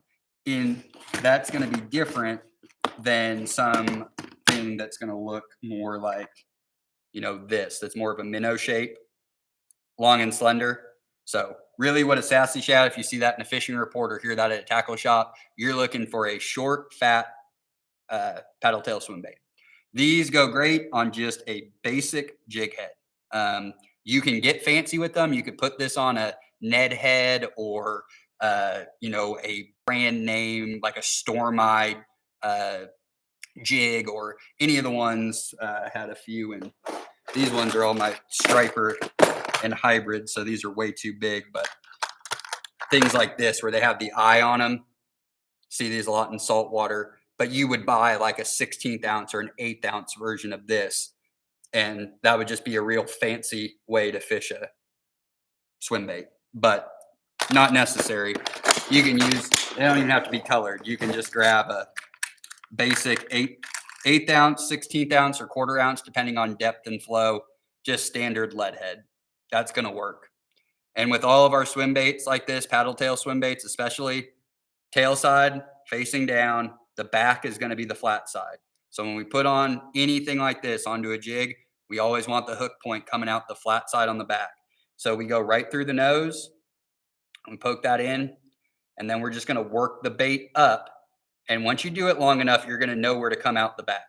But when you're first starting out, you're going to feel, and especially on baits like this, the way that they make them in a mold, it's top half and then bottom half. Sometimes you get bad plastic and you'll start to work it on the hook and you're going to feel that plastic start to separate. It's probably not your fault. It's just sometimes you get a bad mold. But you're working that down and you want to pop it out somewhere mid back, trying to come up without a lot of wiggle on it to where it's flush like that. So if you put on too much, like if we went farther down, which is hard to do on these guys because you really run out of plastic. But if for some reason you did, see how it's all bunched up? We don't want that. We don't want it bunched up on there. And we also don't want it too short if we were to come out like right behind the eyes, somewhere up in here, where it's kind of falling off of the bait. So this is just comes with practice, and eventually you can eyeball it. Some people will actually lay the bait out and then they'll hold it like this, and then they're like, okay, I want to come out right there. So they'll just hold that when they go on. But either way, you're just looking however you feel most comfortable getting that bait on, popping it out to where it comes on, and it's about as flush as possible. So the hook shank coming down is pretty much even with that bait. These, you just cast them out, slow, steady retrieve in. When you get in creeks and rivers and they're kind of easy pickings because they're stuck, there's barriers, there's riffles, they're stuck in a pool. These are great casting from the bank or being in a boat. They also work good out in the lake. But again, when you get out in the lake, you're trying to cover so much more water. And if you're a bank angler or you don't have $5,000 worth of electronics on your boat so you can actually see them swimming around in what direction, using hard baits, crankbaits, trolling, lipless crankbaits, as many casts as possible. Then once you get on them, you might switch over to something like this. But very rarely when you're white bass fishing, do you get into a situation where you're fishing with multiple people and it's like, this is the only bait that's working. Like you have to use this white curly tail grub or you're not getting bit. That's not really the case. You don't see that as much with white bass, especially when they get going. So this right here, fish next to a white rooster tail or next to a Castmaster, next to a super duper or a lip crankbait. As long as it looks like a shad and it's the right size, you're probably not going to have a whole lot of problems with, man, why is the other person standing right next to me catching more fish than me, where it's noticeable. So this is your good starting point. If you're going to go with soft plastic, is small 2 to 3 inch paddle tail swim baits with just a basic ball jig head, and then just cast it straight out. If you're fishing the mouths of creeks and rivers, again, they're probably going to be lower down in the water column. So cast it out, allow it time to sink either all the way to the bottom or long enough that when you're slowly retrieving, you're in the bottom third of the water column. And if they're around, you're going to ding them on those all day long. Let's find kind of our next soft plastic. Another one that's pretty common. And again, this is great. All these soft plastics I love once we get into the rivers, once we get into the creeks, because I can work a jig head soft plastic without getting hung up. I'm not worried about, I can bounce my jig head along the bottom. My treble is not getting hung up in weeds or in rocks or in laydowns or twigs or other people's line that's on the bottom, especially when you get up in the northeastern part of the state and people are paddle fishing on the same major tributaries that you're white bass fishing. Going to be a lot of braided line, a lot of 30 pound, 40 pound, 50 pound monofilament down on the bottom that's been hung up from snagging. But you can get even smaller. 16th ounce, 1/8 ounce, 1/32 ounce, baby shad. All brands make them. I like Bobby Garland's baby shad. Typically just the original ones. You can get the glow ones. Those are great in stained water, a little discolored water. But when they really get into feeder creeks, so if you're fishing a main tributary, so let's say you're running up the Mountain Fork, or you're running up the Neosho, or you're running up the Arkansas, all of your connector tributaries that if you have rain, you might be able to push a boat up it, a little ways. When you get into those feeder creeks, that's when these come in real handy. Or if you're fishing outside of peak white bass fishing when they're spawning. So typically later in the spring, May, June, and then again in September, October, maybe even into November, depending on how warm it stays. These come in handy fishing the backs of coves when those fish will stack up in the mornings and the evening.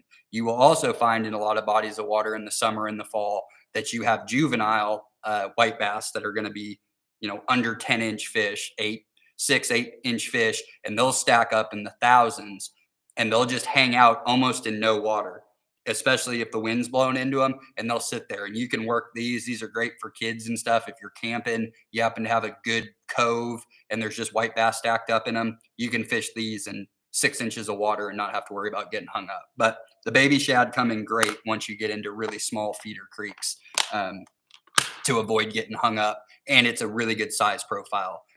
You can always catch big fish on small baits, but it's pretty hard to catch small fish on baits that they can't fit in their mouth.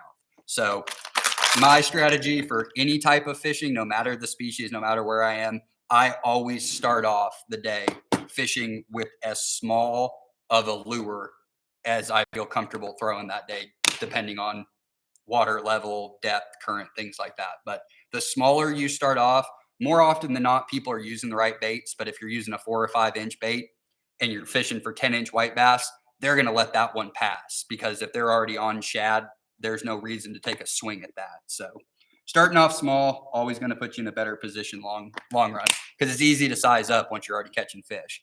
If you're on fish and you're dinging 12, 14, 16, 17-inch white bass and you're hitting them on baby shad on a 16th ounce or 1/32nd, well, you can size up to an 1/8 ounce, 1/4 ounce rattle trap, and you're going to be able to hit those same fish. So easier to experiment with baits when you're already getting bit.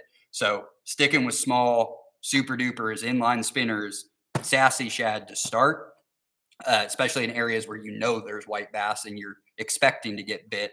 Those are good starting points. So here's a bigger box. This is my crappie box, but I take this with me if I'm white bass fishing. Same deals, lots of different baits, but our green, our chartreuse, all of our whites, blueback, and then this is called the bluegrass color. Those are always going to be what I'm starting with no matter what. Then I might go into like an electric chicken.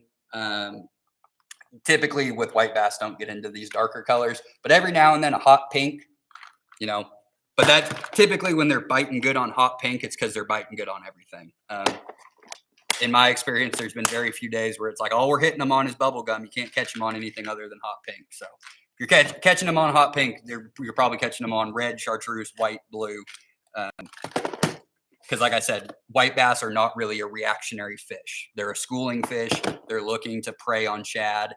So they're not looking to get like, oh, here's something bouncing in front of me, I'm going to go take a swipe at it. They're looking for an unsuspecting bait fish that has gotten too close to the school that matches the size of the fish that they're already looking to eat. Here are lots of different white soft plastic baits in a variety of sizes. These are all great to hook up on a Alabama rig, your umbrella rig, some of these bigger soft plastics. For white bass, again, we want to keep it in kind of the smaller section. So here's one that's just about the size of my finger. Got a little bit of shine and sparkle on the back, but it's, for the most part, it's just a white with kind of a clear silver back, but it's got that paddle tail on it. Like flukes. So flukes are going to be the ones with the fork tail on them. These ones are meant to be fished more like a jerk bait or erratically because they're getting bit on the fall. So typically you're going to want to stay away from flukes because we're fishing for white bass with a constant retrieve. We're not looking to get the reactionary bite. So you're wanting something that's got a tail, a paddle on it. So as you're swimming through the water, it's just creating that nice sonic signature, and those fish will key in on that vibration, or they can see it and they're going to come up right from behind. But again, white bass with their mouths that only expand, on a big fish, maybe to like this is still pretty big. That's going to be more of closer to a 4-inch profile than a 3-inch. So that's why we really like sassy shad for white bass, because as opposed to having about that inch of tail to wobble, our tail is right at the back of the base of the lure. And with that jig head, rear facing trebles, great, because you're getting bit on the back. But when you have to use a soft plastic where you're putting a jig head into the bait, with white bass, the closer that hook point is to the back of your bait, the better. So the longer your bait's getting, but you still want to keep a 16th ounce and 1/8 ounce. You don't want to get a big, long, heavy jig head. you start having to look for specialty jigs. You'll have to look for ones with long shanks so you can get the hook point back there. But these are kind of like I don't have anything else on me and I need something that looks like a shad. But this size right here, this 4 inch, these are great to put on a 16th ounce or an 8th ounce jig head and hook these on the back of an Alabama rig. The pre-molded ones are great for convenience, but they're more expensive. These ones you just throw on basic, cheap. You can get a 20 pack of these and a pack of jig heads and be out of the store for $5. But if you buy a pack of pre-molded, you might be $7 for just 5 of them. And if you get hung up and lose all 5 of them at once, these are good options. More primarily for picking up hybrids, but you will find some white bass, especially if you're using the sassy shad on the back of a umbrella rig as opposed to a 4-inch swim bait. But it is an option, and it's definitely a good option for hybrids and stripers, is getting up into that 4-inch range. Let's move into, here's some more of our pre-molds that are in here. So these are Bass Pro brand. These are Bass Pro brand. These are Storm Eye shad. These little bluegill ones up here, Storm Eye. These ones are Storm Eye. And then we have the newer version of like the Storm 360. They make these. So they make the swim bait, and it's a soft plastic with no head, but it's got that cutout for it because they now also make the jig heads that match up with the bait themselves. These are expensive, but they are nice. They do work very well. And this, like the long slender profile and something like that, or like this, if you get the smallest size of these are great. And again, bycatch. This little lure right here, I can go out and I can catch white bass. Probably not with this jig head because I got more soft plastic behind the hook than I do in front of it. But this is a good walleye saw guy. Either a purple or a yellow chartreuse like this, and banging these along the bottom. This is a bang up bait for walleye and saw guy. But you do have lots of options for paddle tail swim baits. But you're going to have the most success with baits that are going to be shorter, stockier, hook point near the rear.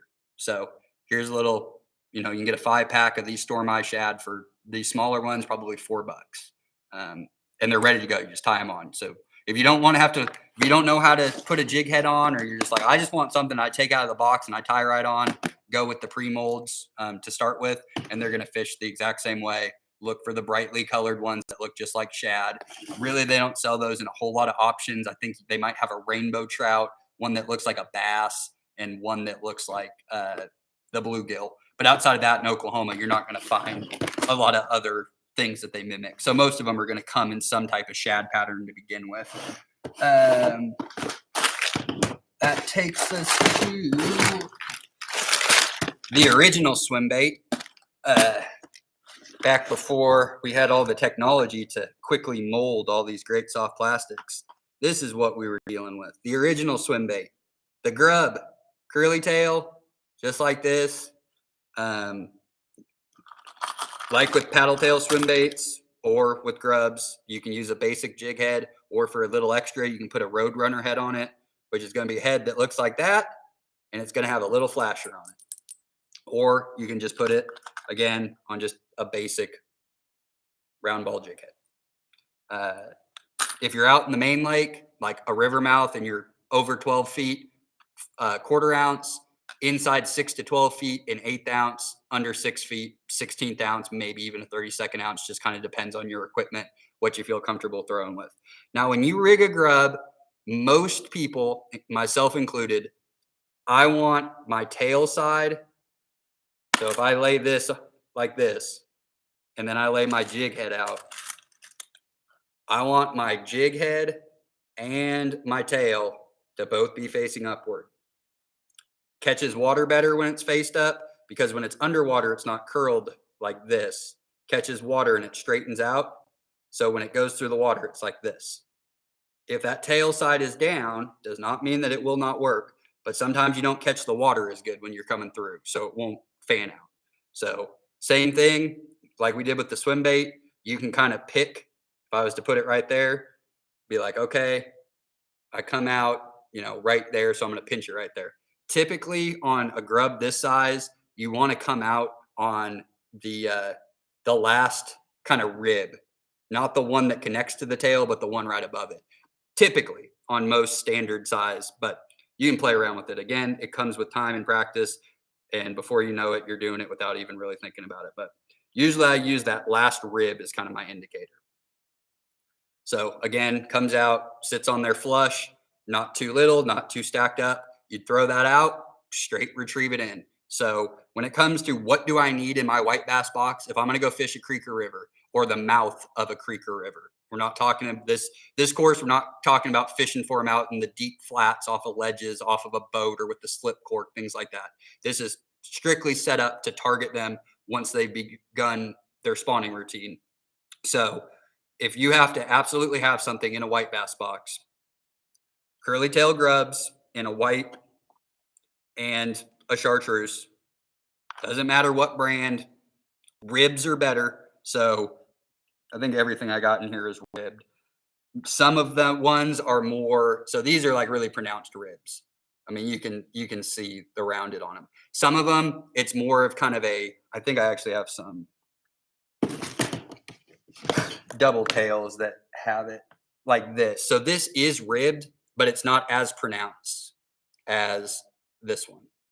All that's doing is affecting the displacement of water. So the more the rib, the more tail action that you get, just the more sonic vibration you're creating in the water. Not really that big of an issue in clear water. They can see it. Now, if you're going to go in clear water, whites are great, chartreuses are great. You start getting in that kind of stained water to downright muddy. White is still good, but then I want to add a flasher on. I want to be creating as much sonic signature in the water as I can, because that fish is no longer sight feeding. It's keying its lateral line to go after prey that is giving off a similar sonic signature to that of a real bait fish. And that's how they get on it. So if you're fishing in dirty water, stained water, downright muddy water, the more pronounced the ribbing is, the longer the tail. If you can add a flasher on, all the better to get action. That's where lipless crankbaits really come in handy, because you're giving off not only the rattle, but you're getting the vibration in the water. You get a lot of good things going. If you could improve a rattle trap, it'd be to add a flasher somehow onto it as well. But you're really looking for things in dirty water to create just a lot of vibration. So, and you might even be able to go with the twin tail.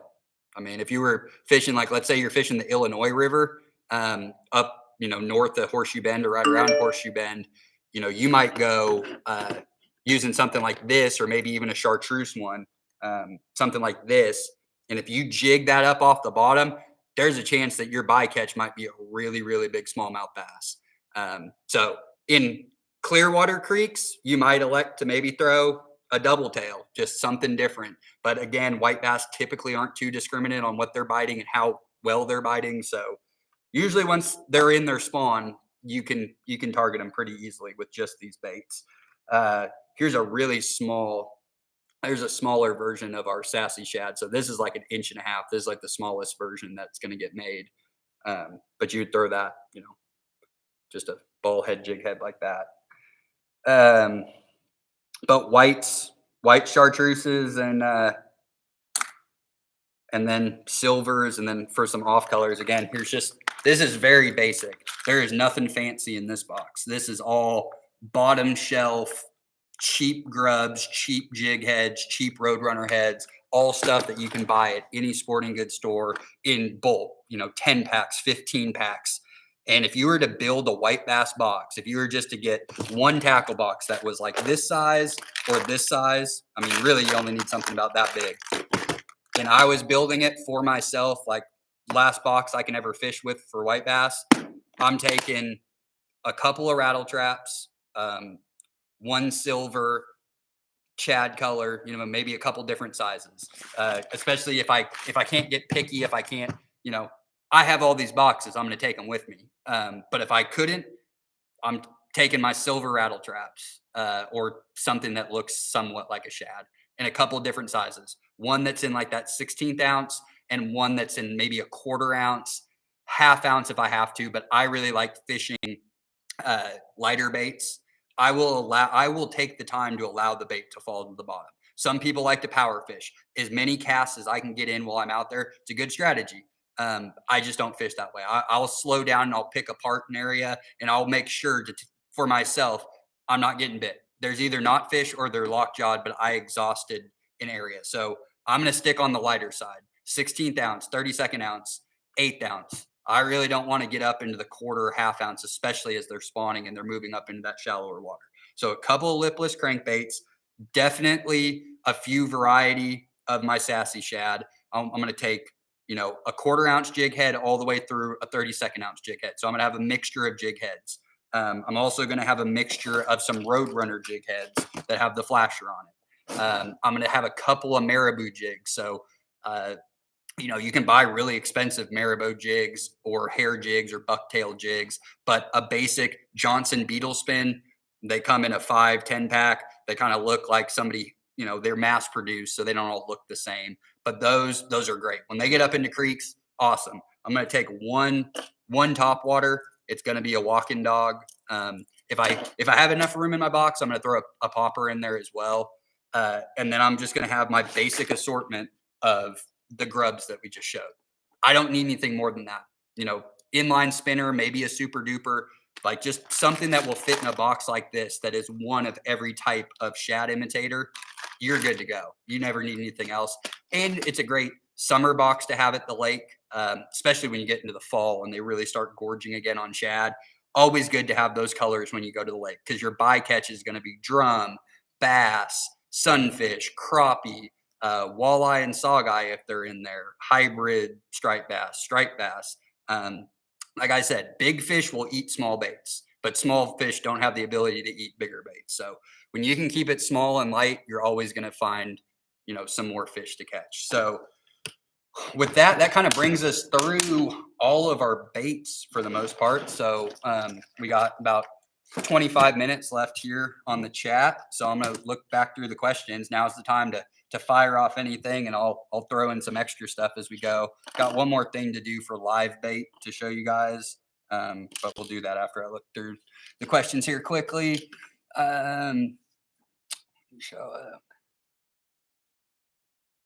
Okay, so I don't see, now's the time to ask questions. So I'm going to go through the live bait because I don't see anything new in there. But now's the time to ask if you got questions about bodies of water.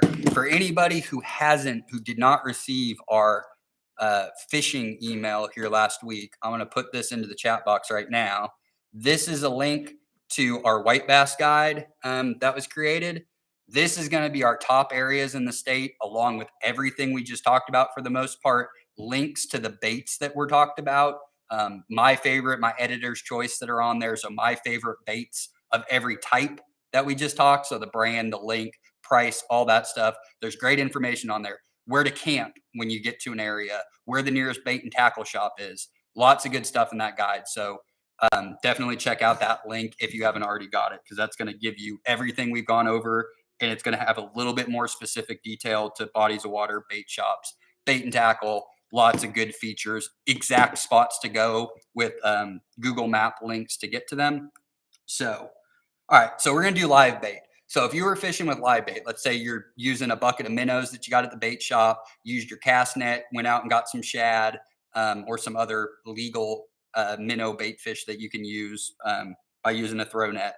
What we would do with that is most of the time we're just going to be dead sticking right below the boat. So this is this doesn't really come into that much play at this time of year because it's a one time a year where we get to catch fish in bulk, no matter the species, on artificial lures.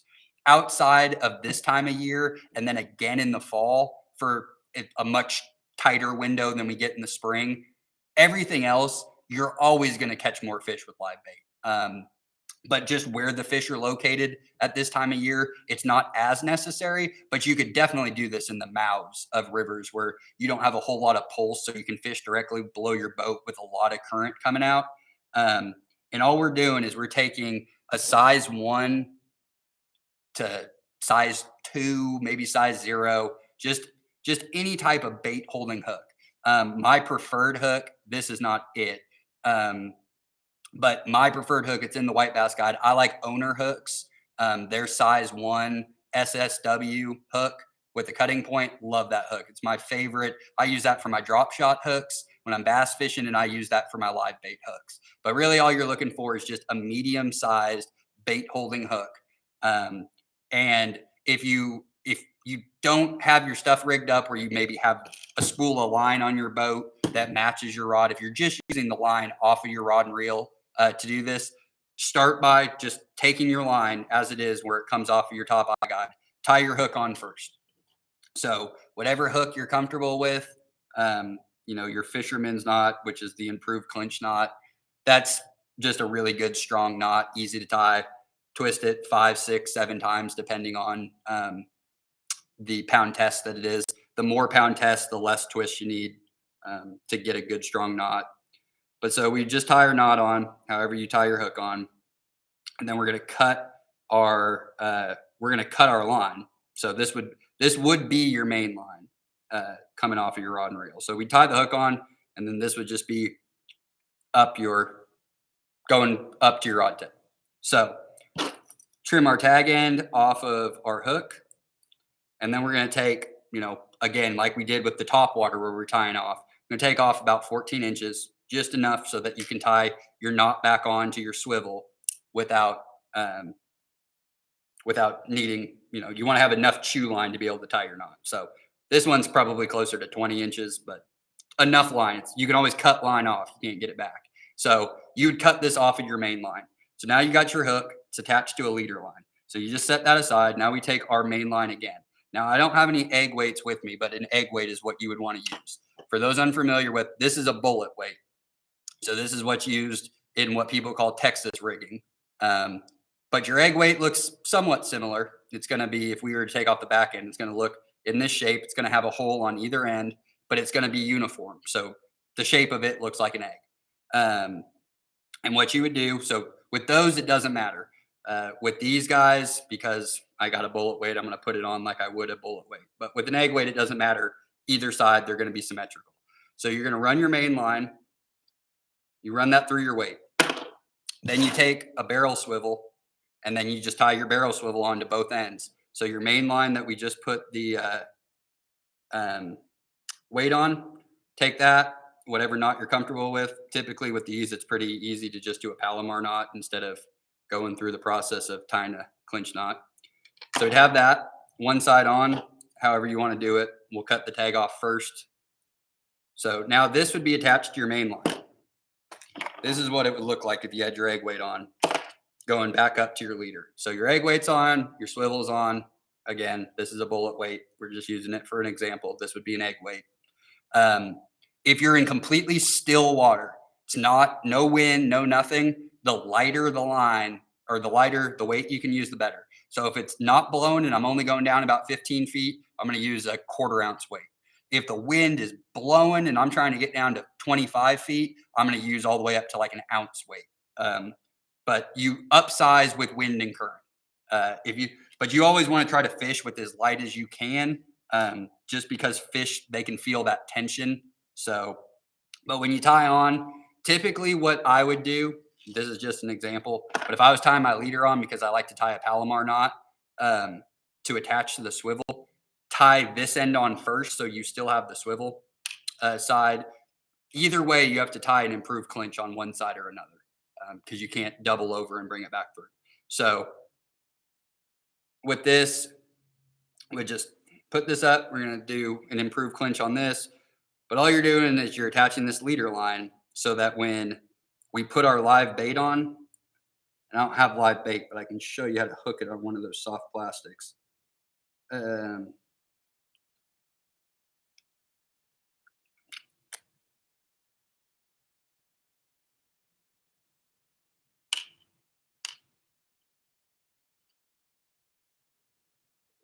Okay, so tied on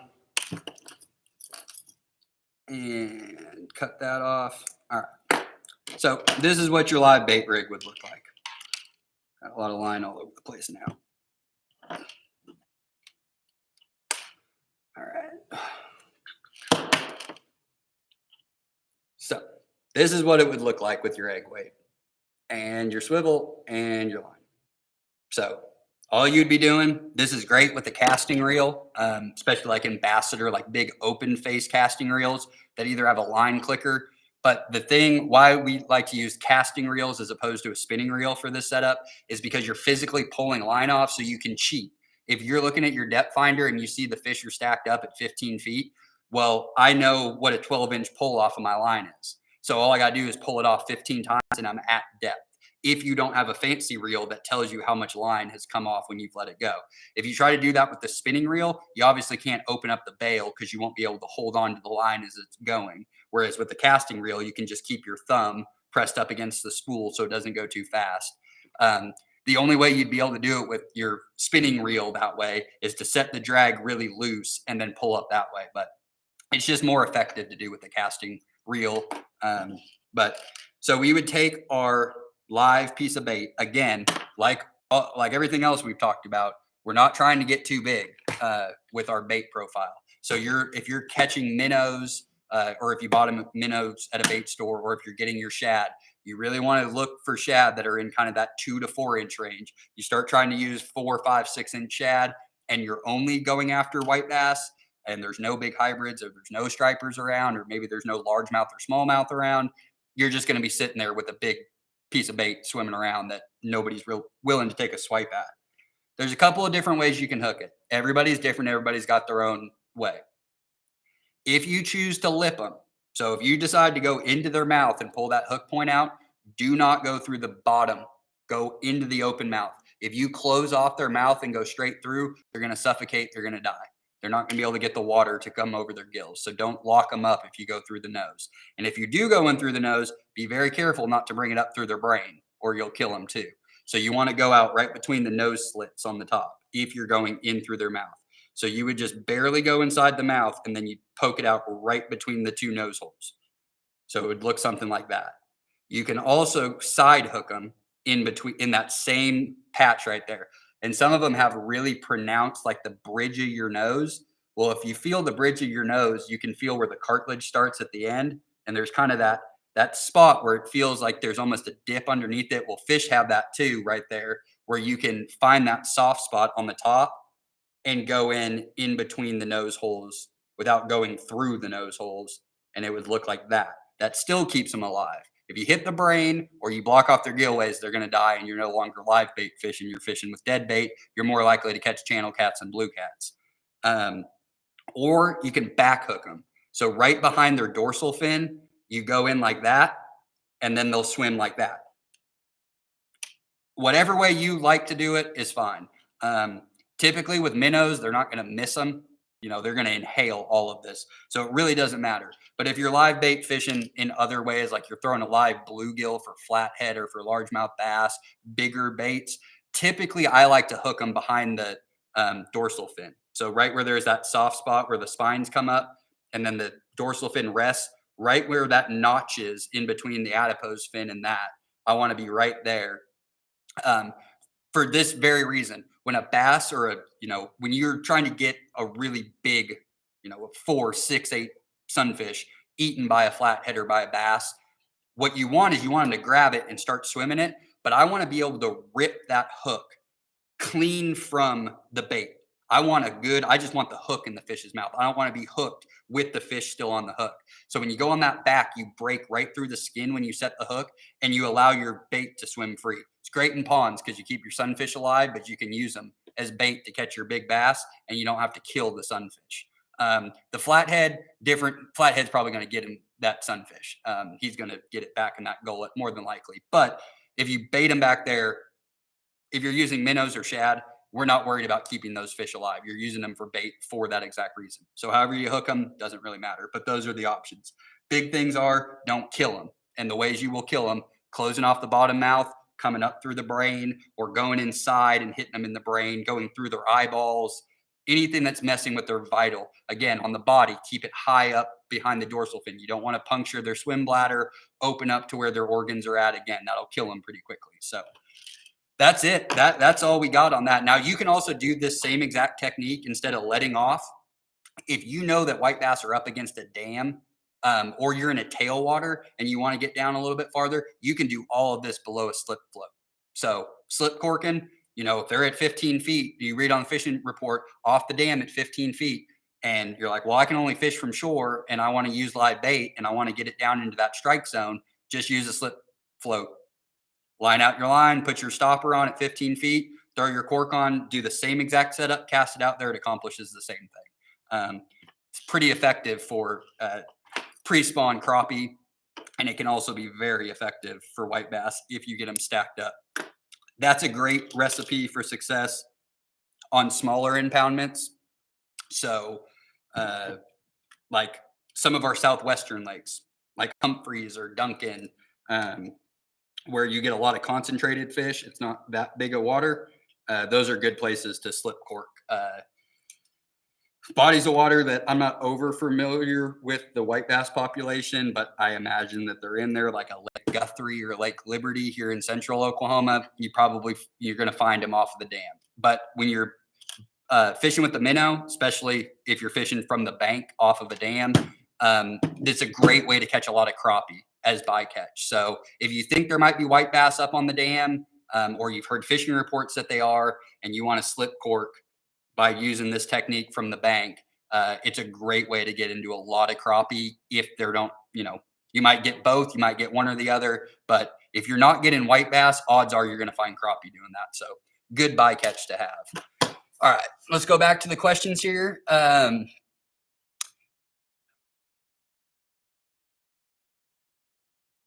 All right, line sizes on bait casting reels. Okay, so we didn't really touch on that heavily. Again, the white bass guide that I put on there, it's going to tell you kind of those ranges. But typically what you are looking for a good white bass fishing setup is going to be your very standard rod, kind of that basic rod that everybody buys, that first fishing rod that everybody has, whether it's like a Zebco 33, a Shakespeare, maybe it's a low end model of like an Abu Garcia or a Luz that you would get at a sporting goods store or Walmart, kind of those basic models. Those are going to be like 6 foot to 7 foot rods. Typically they're medium action.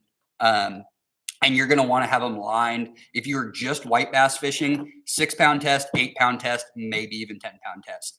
When we are using these very light lures, if you are fishing with spinning equipment, you need to make sure that if you're using like 32nd ounce on a medium light action rod, you don't want to have more than 6 pound test. You start getting up to 8 or 10, you're going to be crow's nest in your line every single cast because you're just not going to have enough on it. Same goes for a bait caster. A bait caster, again, if you're using just kind of a standard basic model, 6 pound test is great for white bass. But if you're in bodies of water where you have an expectation or there is the opportunity to hook into a really big fish, a hybrid, a catfish, just something that might come take your bait, then, look to use 10, 12, maybe even 14 pound test. But typically if you're fishing in the creeks and the rivers, 6 pound, 8 pound test, perfect. If you're using an open face spinning reel, probably don't want to throw more than or less than like a 16th ounce. That's as small as you want to throw on 6 pound test. You might be able to throw it on 8 pound test, just depending on your skill level and your rod and reel setup. But 6 pound test for your 32nd ounce, your 16th ounce. And then if you're using more of a heavier rod, you get into the medium, maybe even a medium heavy action rod. Then your 8, 10, 12 pound tests, those are all going to be standard. But you're going to want to be throwing heavier baits, 1/8 ounce, 1/4 ounce, 1/2 ounce baits. The line doesn't really matter. Again, like I said, most of our water is stained at best. A lot of them are just outright dirty. So visibility is not really a big issue. We're not needing a 20-foot fluorocarbon line to hide it from the fish. The only places that I can even think of that, maybe make sure that if you're using braided line, you have a 2 or 3 foot leader are going to be the Mountain Fork, the Illinois River, where you're going to have clearer water that the fish can see. But again, you start ripping things that look like a shad through a school of white bass. Are they paying attention to the green or white or yellow braid you have on? More likely not. They're just going to feed. So that's the line size you're looking for. Medium light to medium action rod, 5 foot rod all the way up to a 7 foot rod, 4 pound test up to 10 pound test. Again, you just got to tailor it to what you're comfortable with. Typically, a good white bass rod is kind of a multi-purpose rod. It's going to be the same exact setup that you're going to use to trout fish. It's going to be the same exact setup that you use to like creek and river fish for black bass and panfish in the summer. It's just a pond fishing rod.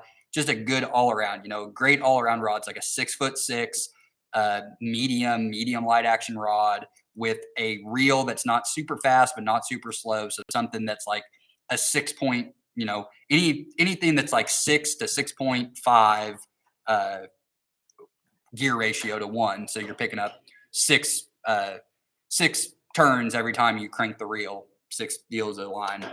That's pretty standard, but you can fish for them with anything. Like I said, the white bass, when fishing gets good, it's usually indiscriminate when it comes to your setup and what they're biting.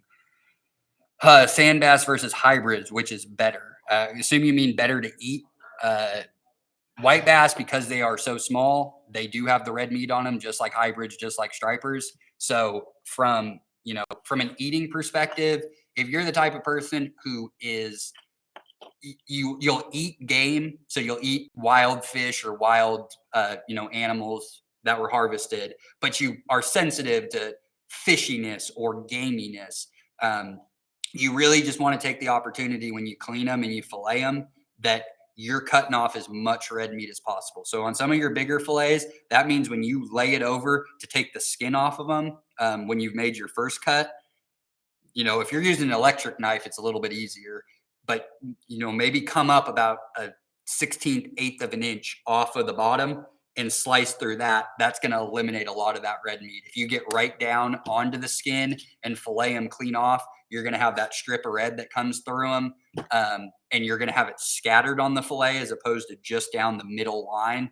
What I'll do with white bass, I will waste a little bit of meat with game because I want to enjoy what I'm eating. So typically what I'll do with white bass is I'll just cut the top. I'll cut right down that red line on either side of it and then chunk that little strip that I've cut out of the red line. If you want to take it even a step farther before you cook them, whether you're grilling them or pan searing them or you're breading them or deep frying them, if you really want to take it a next step to get rid of the gaminess after you've already done that, then once you've cleaned the fish up, take them in, run them under cold water, soak them in some salt water while you're cleaning them. And you can either just soak them in salt water for a couple hours if you want to cook them that night, or throw them into a bowl or a Ziploc and just put them in with milk and put them for 24 hours and soak them in milk overnight. That'll take most of the gaminess out of them. But does a hybrid and white bass taste differently? No, you're just getting a bigger fillet out of a hybrid than you are out of a white bass. So that's the difference on that.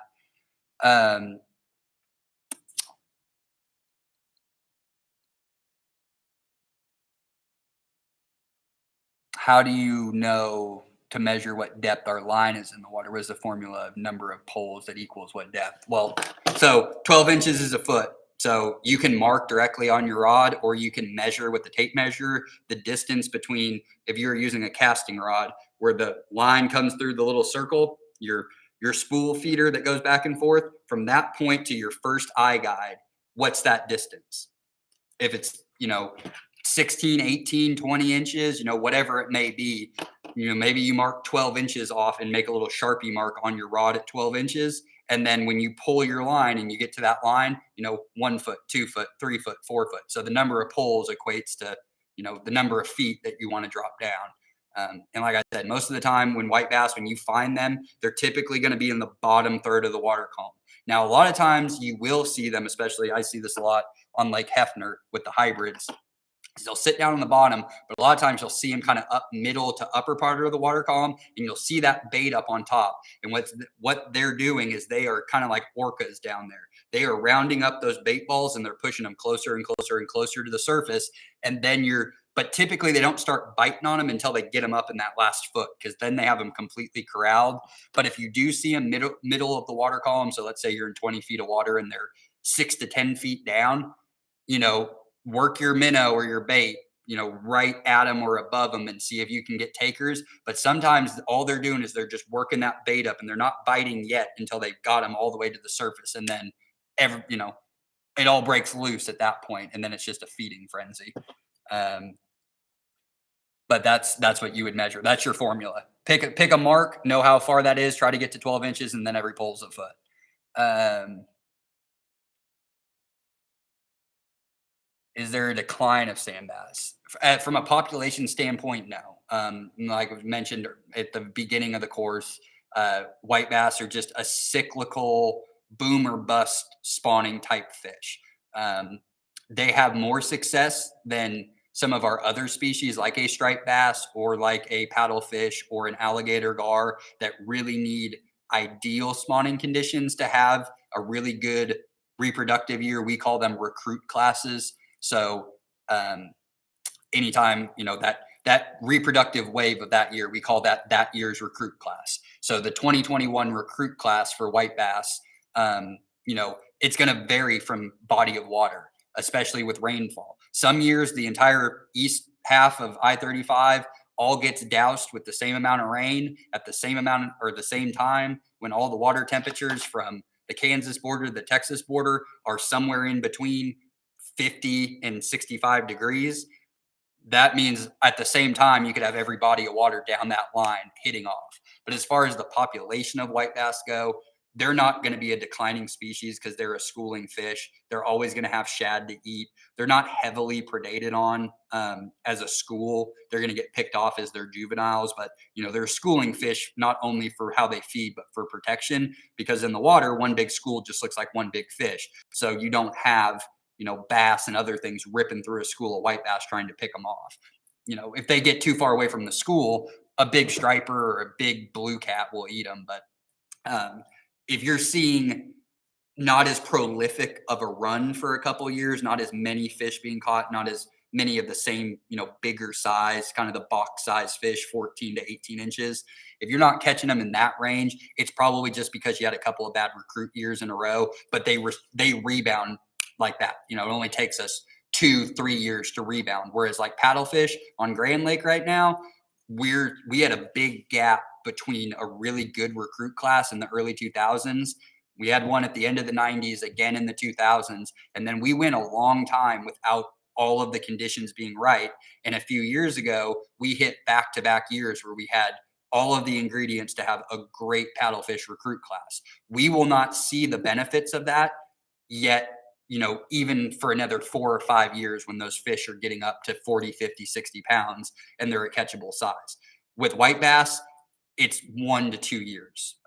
You're going to get a recruit class that's going to be fairly decent. It'll replace it. Now, every now and then you get prolific recruit classes year over year over year. That means white bass fishing is just excellent for years on end. But all it really takes is 1 or 2 down years of reproduction. And there's a noticeable difference because they're a big schooling fish that are short-lived, high reproductive capacity.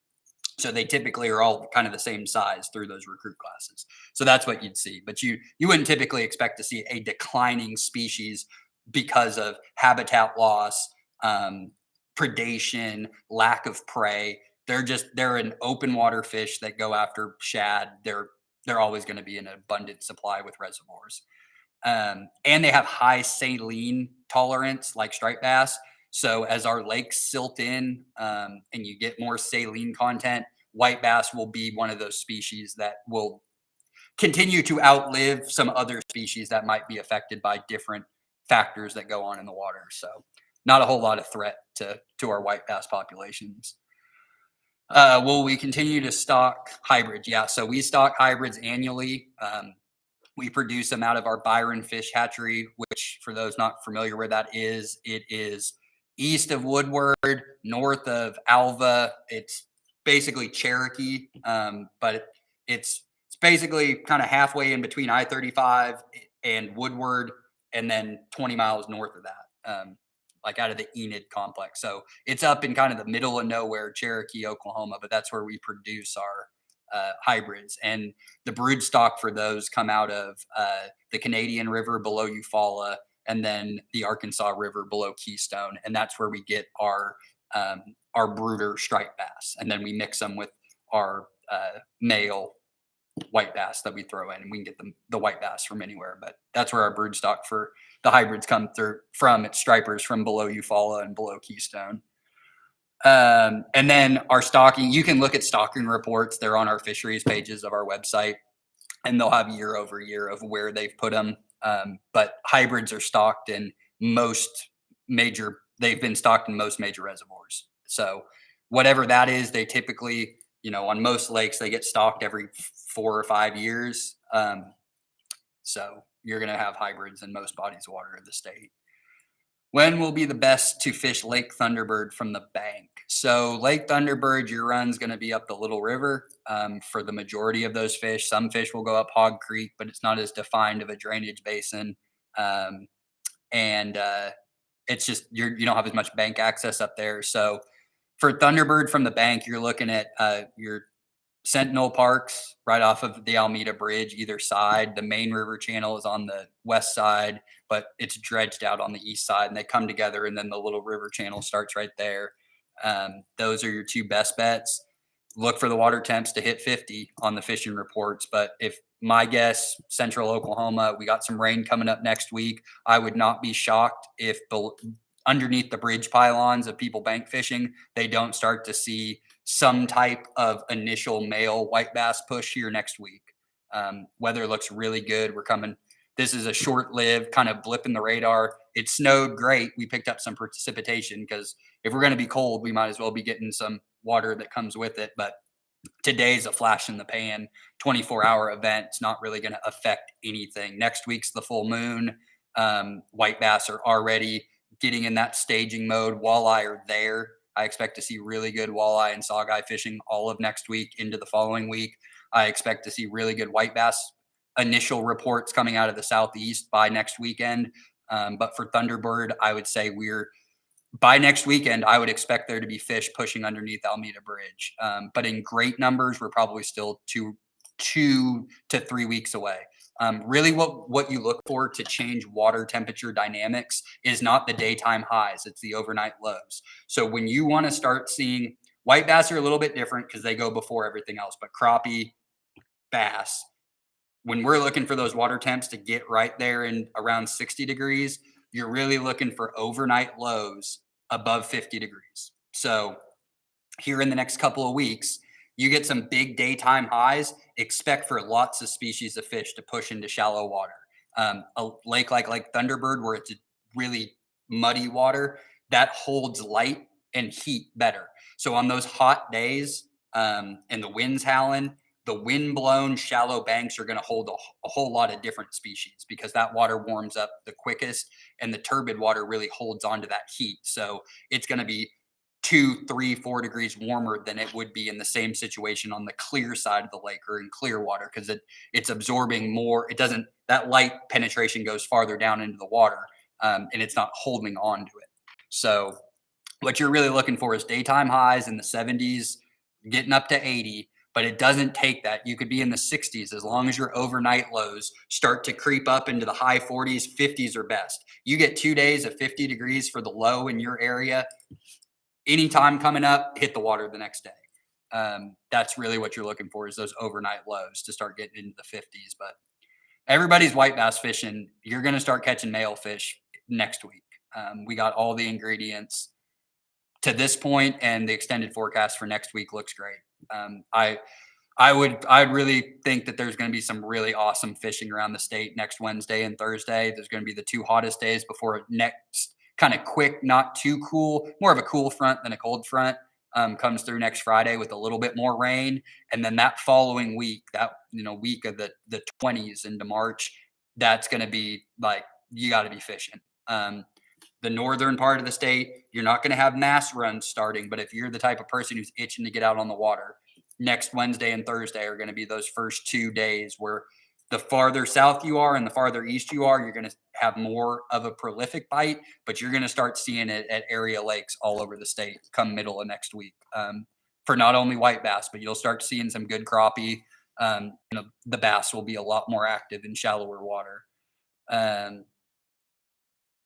Electric shock results from our lakes. You can go to our fisheries pages and just look at some of the research data.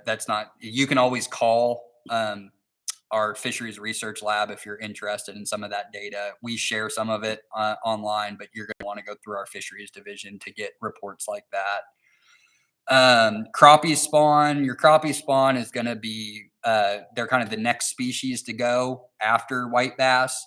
Looking at water temperatures between 58 and 62, somewhere in there. But you're going to, once we hit 50 degrees, you're going to see activity pick up for crappie and largemouth bass. And unlike white bass that are schooling, so when you hit one school, that may be the only school in the creek, but there might be 300 of them. So you're wearing your arm out catching fish. Crappie, they're going to move up and down, up and down. Same with bass, up and down, up and down. And their spawning period, while there's always a condensed period on every body of water, you're going to have fish spawning for 2 months. The peak of it is always going to be in a consolidated window. But for crappie, you're looking for water temps to start hitting the high 50s, right around 60 degrees. And they're going to start pushing up into really shallow water, but you're looking for similar things to what you'd look for with white bass. Wind-blown side of bodies of water, especially the pre-spawn for crappie, because they'll push up into those sandy shoals. And in lakes that don't have great inflow, your white bass are going to be mixed right in with them. So look for always wind-driven sides, points and coves and creek feeders that are on the wind-driven side of the lake, which at this time of year is typically going to be the north end or the northeast end from southerly winds. But you're looking for coves that look like that. So like on a lake like Lake Arcadia, for example, the dam is east facing, the inflow is west and south. So there's like 3 or 4 or 5 coves right there on Arcadia. All those fish start pushing in and they're just working their way around that. As we get 5, 6 southerly wind days in a row, all the bait fish are pushed back into those coves. That's what you're looking for. But the crappie spawn is 58 to 62, rough estimate. And then largemouth bass are going to be 62 to 65. But again, those are just kind of standards. If we were to take all the data from everywhere, those are our medium numbers. Different lakes, different times, but 55, typically I'm looking at, 53 for white bass to really get after it, 58 for crappie, 60 for bass. And then within those, you're going to have degree changes where the peak is. But most of that's probably going to be more rain driven than it is water temperature once you are already into the mid 50s. Yeah, so Brad pear trees. A lot of people say the red buds. Once the red buds start to bloom, that's when the white bass run is on. But again, red buds are blooming around those same conditions, air temperatures, hitting certain deal, moderate, rainfall, things like that. So typically occurs around the same time. But if you take away anything from this, it's that your bait and lure is not nearly as important as the size profile of that bait.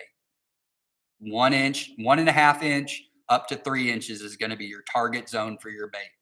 Keeping an array of those baits in whites, silvers, reds as your primary colors, with secondary colors being pink, orange,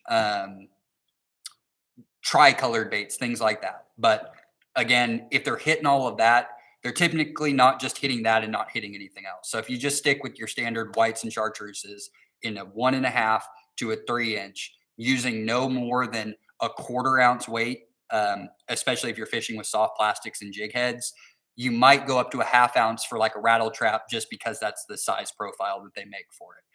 But 1/4 ounce to 1/16 ounce is kind of your nice little deal to stay around. Most people will say, an 1/8 ounce, stay right in the middle. White bass, walleye, even crappie for some people. Stick that 8 ounce is a good. I like 1/16 ounce, but I like to be on the lighter side, slower side of things. So 1/4 ounce to 1/16 ounce, with the instances of going to 1/32 to a 1/2 ounce. But that's your range. 1.5 to 3 inch. Line size, again, isn't as important with white bass because we're not worried about hiding our line. We're not worried about different techniques. It's just a slow to medium, steady retrieve. Nothing erratic unless, of course, you're vertically jigging. But outside of that, it's all just cast and retrieve to get in. Water temperature of 55 degrees and measurable rainfall. That could be a 1/4 inch of rain. It could be 3 inches of rain. Just as long as the water shed. And that is so much more important in bodies of water where the tributaries that come in are small to begin with or dry most of the year. Then rain, that's really going to be what pushes them. Bigger river systems, the Arkansas, Neosho, Kiamichi, Verdigris, all of those river systems, they're big enough and deep enough that fish will begin to push into the actual river to stage because they're hitting tributaries that go off of that main stem. Some of them will spawn in the main stem, but most of the time they're looking for feeder creeks to that tributary. So within the watershed, 55 degrees, moderate rainfall, overnight lows that are staying above 45, preferably 50 degrees. Those are all the things to look for. You can fit all of that stuff, all that knowledge into a box that fits into your hoodie pocket, into a backpack, into your back pocket, and that is all you need to get out there. And then if you guys check out the white bass guide that I put in there, that's going to list our top public areas. So while there are other places where white bass fishing is hot, we put areas in there that have ample amounts of bank access for anglers. So if you don't happen to be fortunate enough to have a boat where you can, because when you're in a boat, you got a lot more options. But for bank anglers, you really have a condensed window where the fishing is really good from the bank, if not better than it is from a boat in most instances, when you can target fish on a riffle run, on a pool, on a connecting feeder creek. So the areas that we have in the white bass guide, they have links. Google map, it's going to show you exactly where that place is. So you're going to have directions right from your phone. And we did it regionally. So there's at least one body of water in all the regions of the state. So you're probably no more than an hour away from good white bass fishing. And that guide is going to help you get it through it. And we'll continue to add to that over the years as we build it out. This was our first year with that guide. So I think that covers it up for most of it. What kind of ground do white bass look for spawning? It's at random. They like riffles a lot. They're looking for some moving water, but they don't have a defined spawning habitat because they're not mating pairs. So that female is just looking for a good area where she thinks that those eggs are going to be most viable, and she's going to drop them. So it's at random over riffles, weeds, bottom debris, rocky shoals, sandy shoals. There's no good target area to go after for white bass. And you're really not trying to catch them while they're spawning. You're getting them while they're going to spawn and after they're coming back. Because typically most species, if not all, when they're spawning and they're actually spawning, they're not thinking about food.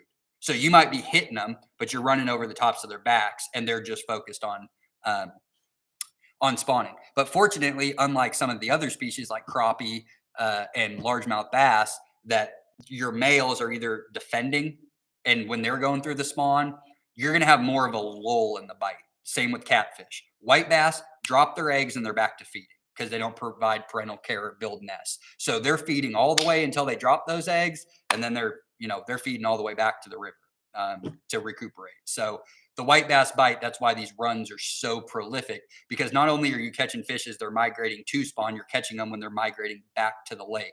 Whereas other spawning warm water species, there's typically a lull.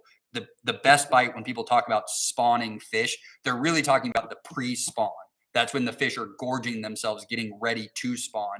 But typical species almost shut down completely during their actual spawning process. So, for catfish, the lull on a body of water might be 1 to 3 weeks. Bass, up to a week or two. Crappie, up to a week or two.